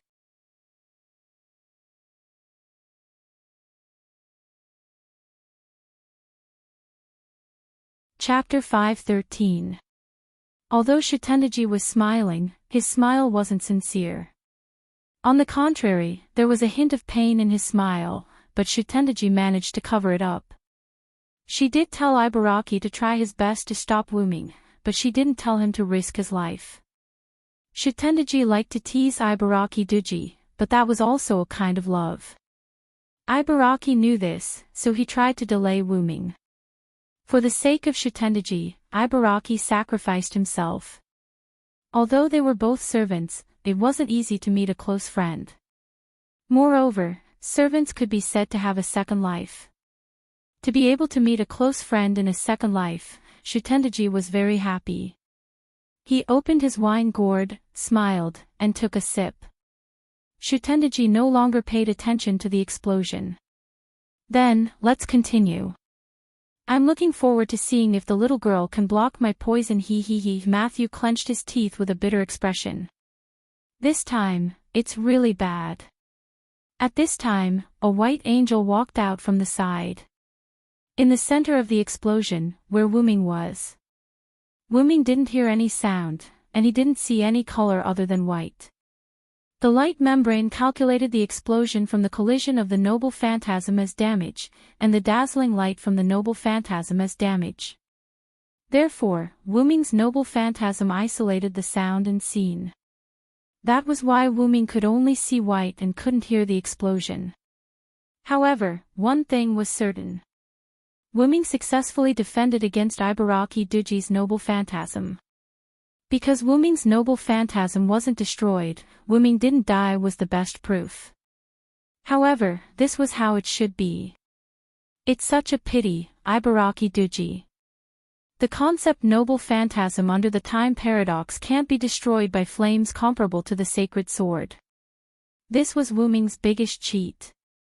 After leaving Connaught, Wuming accidentally obtained a set of worn-out armor. Because of a magic scroll, he came to Camello, and that set of armor became Wuming's armor as a Knight of the Round Table. After Wuming left, Artoria took it back and no one knew where it went. Connaught's timeline was the 5th century BC, while Camelot's timeline was the 5th century AD. If that was the case, it wouldn't be a problem for Wuming to bring the armor to the future. However, the problem lay with the scroll. The scroll that Merlin used to summon him was undoubtedly made by Wuming. He could see that, but the scroll appeared thousands of years ago without any trace. If there was no problem with it, Wuming wouldn't believe it. There was no doubt that this was a problem with the scroll. Before he was summoned by Merlin with the scroll, Wuming had discovered the scroll that contained his own blood and was completely made by himself. Assuming that after Wuming was summoned, Merlin used the scroll that was passed down in the past to summon Wuming, then who made the scroll? Wuming didn't make it, but it was undoubtedly made by Wuming. Wuming had put the scroll in his own space, so the only possibility was the scroll used by Morgan Le Fay. Although the scroll used by Morgan Le Fay was similar to the one made by Wuming, it didn't have Wuming's blood. Assuming that Wuming in Camelot was codenamed Present Wuming, and Wuming in Connaught was Past Wuming. Then there was an inference. After the scroll used by Morgan Le Fay in Camelot sucked the present Wuming away, it was also sucked into the spacetime tunnel. There might have been a trace of blood on it. After entering the spacetime tunnel, it went to the past and was found by the past Wuming. Then, the past Wuming was sucked away. The scroll wasn't taken away by Wuming, but was passed down 1,000 years in the future, where it was used by Merlin, who then sucked the past Wuming over 1,000 years in the future. The past Wuming was sucked away at the same time as Merlin sucked the Wuming over 1,000 years in the future. The past Wuming was sucked away and became the present Wuming. Wuming rubbed his head, feeling a headache coming on. Looks like I'll have to investigate this thoroughly after returning to the origin. It is still possible for the soundless in the Great Root to know such a thing. After all, administrators have to be good at using their authority. Wuming only used a little bit of administrator authority. Through the power of the origin and the power of the Holy Grail held by Maeve, he cheated by recreating the armor that came with the time paradox. The strength of this armor was no doubt no weaker than Avalon's. Since it was made by the origin, it must be a masterpiece. While Wuming was thinking, the relic slowly came into contact with him. Since the danger was gone, it was naturally gone. After contact, the shield formed by the armor automatically disintegrated, turning into a new set of armor and attaching itself to Wuming's body. This time, the armor was even holier than before, as if the effect of the true name liberation was still there. Wuming touched the helmet. Due to the big explosion, he knew from the central hall that the city gate was no longer poisonous. Due to the influence of Ibaraki's karmic fire and Wuming's holy light, as well as the storm caused by the explosion, the poison in the soil and the poison in the air were all blown away, burned, and purified. Then, Wuming looked at Ibaraki Dojo. At this moment, Ibaraki Dojo had completely disappeared. Only the place where Ibaraki Dojo used to be was left with a little bit of magic crystals. Regardless of whether the opponent was alive or dead, Ibaraki Dojo would not be able to survive the final blow of sacrificing his life. Shaking his head, Wuming stopped paying attention to this. Then, he ran straight to the city gate. After all, there were no enemies blocking the way. Wuming ran straight to the city gate using the shortest route between 2 points. Near the city gate, Wuming ran into Karna. At this moment, Suzaku Guzan, who was opposite Karna, had disappeared. This meant that Karna had defeated Suzaku Guzan. As expected of Karna. You really won. However, in response to Wuming's compliment, Karna shook his head. My opponent went easy on me. This was a bit strange. However, since Karna said that his opponent had gone easy on him, then he must have gone easy on him. Karna would not lie. Let's not talk about this for now. Tachika is in danger. Shutendaji is going to look for her. Then, Wuming and Karna went to look for Gadotsi. On the way, Karna told Wuming about the battle between him and Suzaku Guzan. Suzaku Guzan's exquisite noble phantasm had indeed hit Karna, but it had not seriously injured him. After that, Karna had been fighting Suzaku Guzan in close combat. This was because Karna had discovered that Suzaku Guzan's noble phantasm was based on telekinesis. Therefore, when fighting in close combat, Suzaku Guzan would definitely be wary. In the beginning, because Suzaku Guzan was fighting Karna in close combat, no matter how exquisite her control was, if Karna wanted to play tricks, it was very likely that a few katanas would rebound and hit Suzaku Guzan. This was the disadvantage of being too close to the enemy. Karna had been affected by Wuming and Ibaraki Doji's explosion, so he felt that he should end the battle quickly. Then, after releasing the noble phantasm, Suzaku Guzan symbolically dodged and was hit. There was no doubt that Suzaku Guzan had gone easy on him. Although he did not know why Suzaku Guzan had gone easy on him, the outcome was good. Shutendaji was the only one missing. Then, when Wuming and Karna found Gadotsi and Matthew, they found that Nightingale had appeared beside them at some point. Shutendaji, on the other hand, was drinking wine with a smile on his face. However, no matter how one looked at him, Shutendaji looked quite depressed.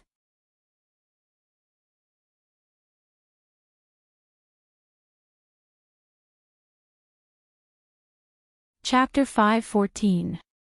When he saw that Gadotsi was fine, Wuming was relieved. It was obvious that Shutendaji didn't attack Gadotsi because of Nightingale who appeared out of nowhere. I've failed completely this time. I don't have a good relationship with this lady. Shutendaji seemed to have given up and said to Wuming.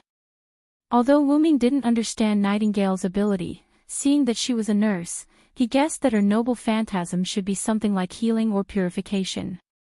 And from Shutendaji's current expression, it could be seen that Nightingale's ability completely restrained her. That's true, Shutendaji. Wuming was no longer anxious because there were only 2 servants left in the Nippon faction, and Tamamonome seemed to be on Wuming's side. In fact, Wuming's guess was correct. When Shutendaji used poison to attack Godotzi and Matthew, Nightingale calmly walked out of the forest and released her noble phantasm. As a result, Shutendaji's poison was completely purified. At this moment, the wine that Shutendaji drank was poison-free.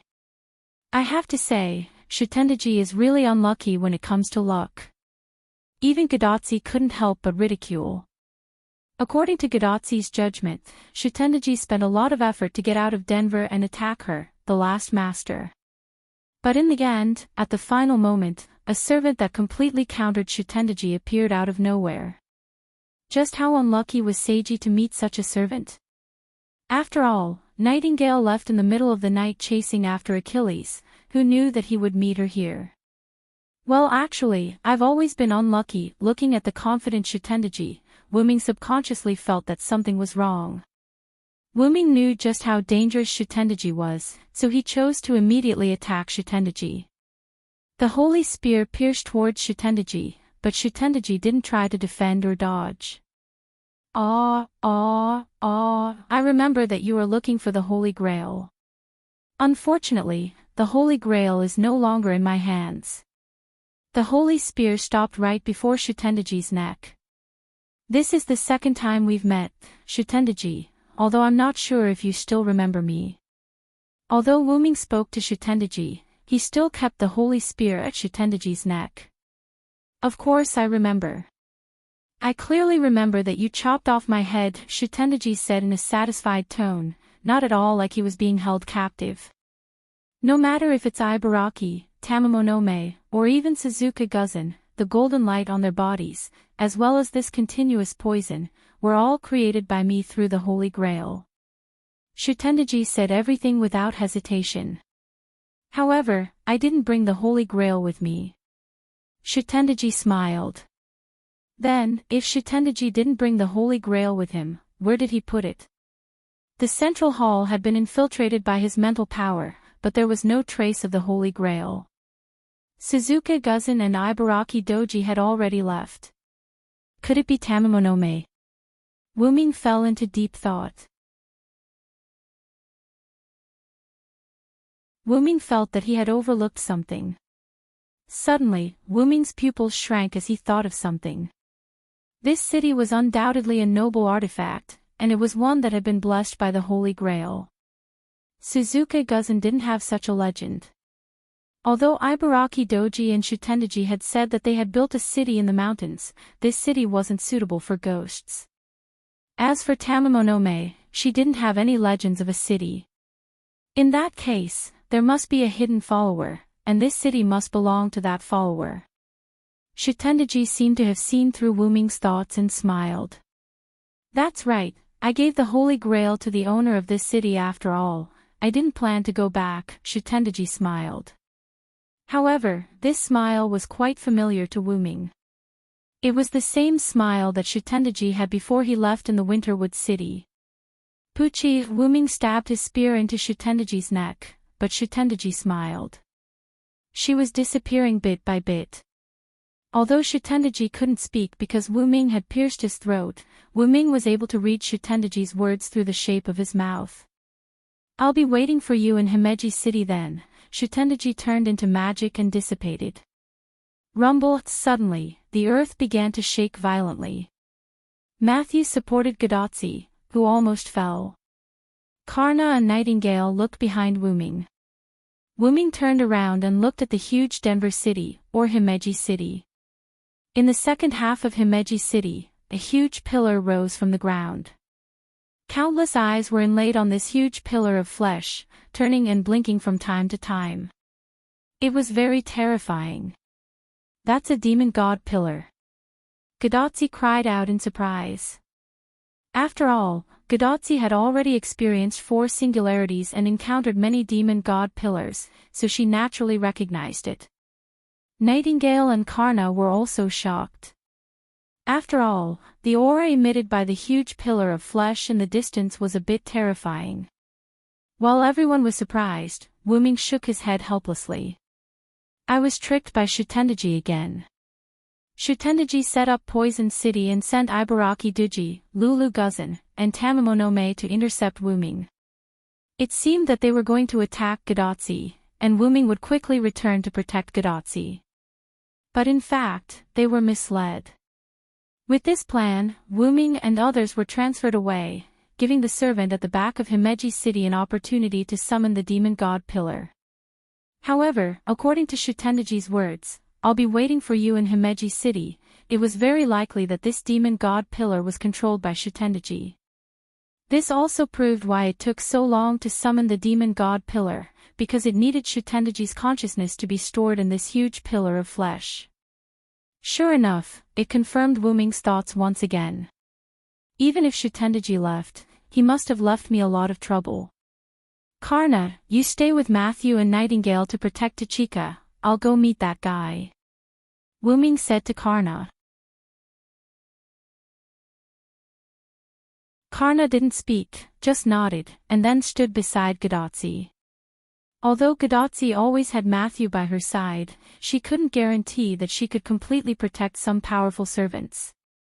Just like Shutendaji just now, Matthew found it a little difficult to defend against the pervasive poisonous gas.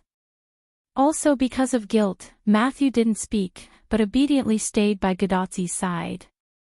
Gadotsi, on the other hand, seemed to be in a bad mood. That's the demon god pillar, how can I let you go alone?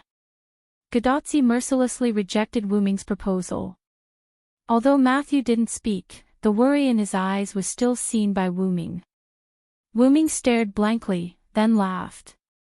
Don't worry, didn't I say, I'm not an ordinary servant. Wuming smiled and comforted the two. But Gadotsi still didn't agree, and wanted to refute. Trust me, you and Matthew staying here will make me feel more at ease. Wuming looked at Gadotsi and Matthew firmly.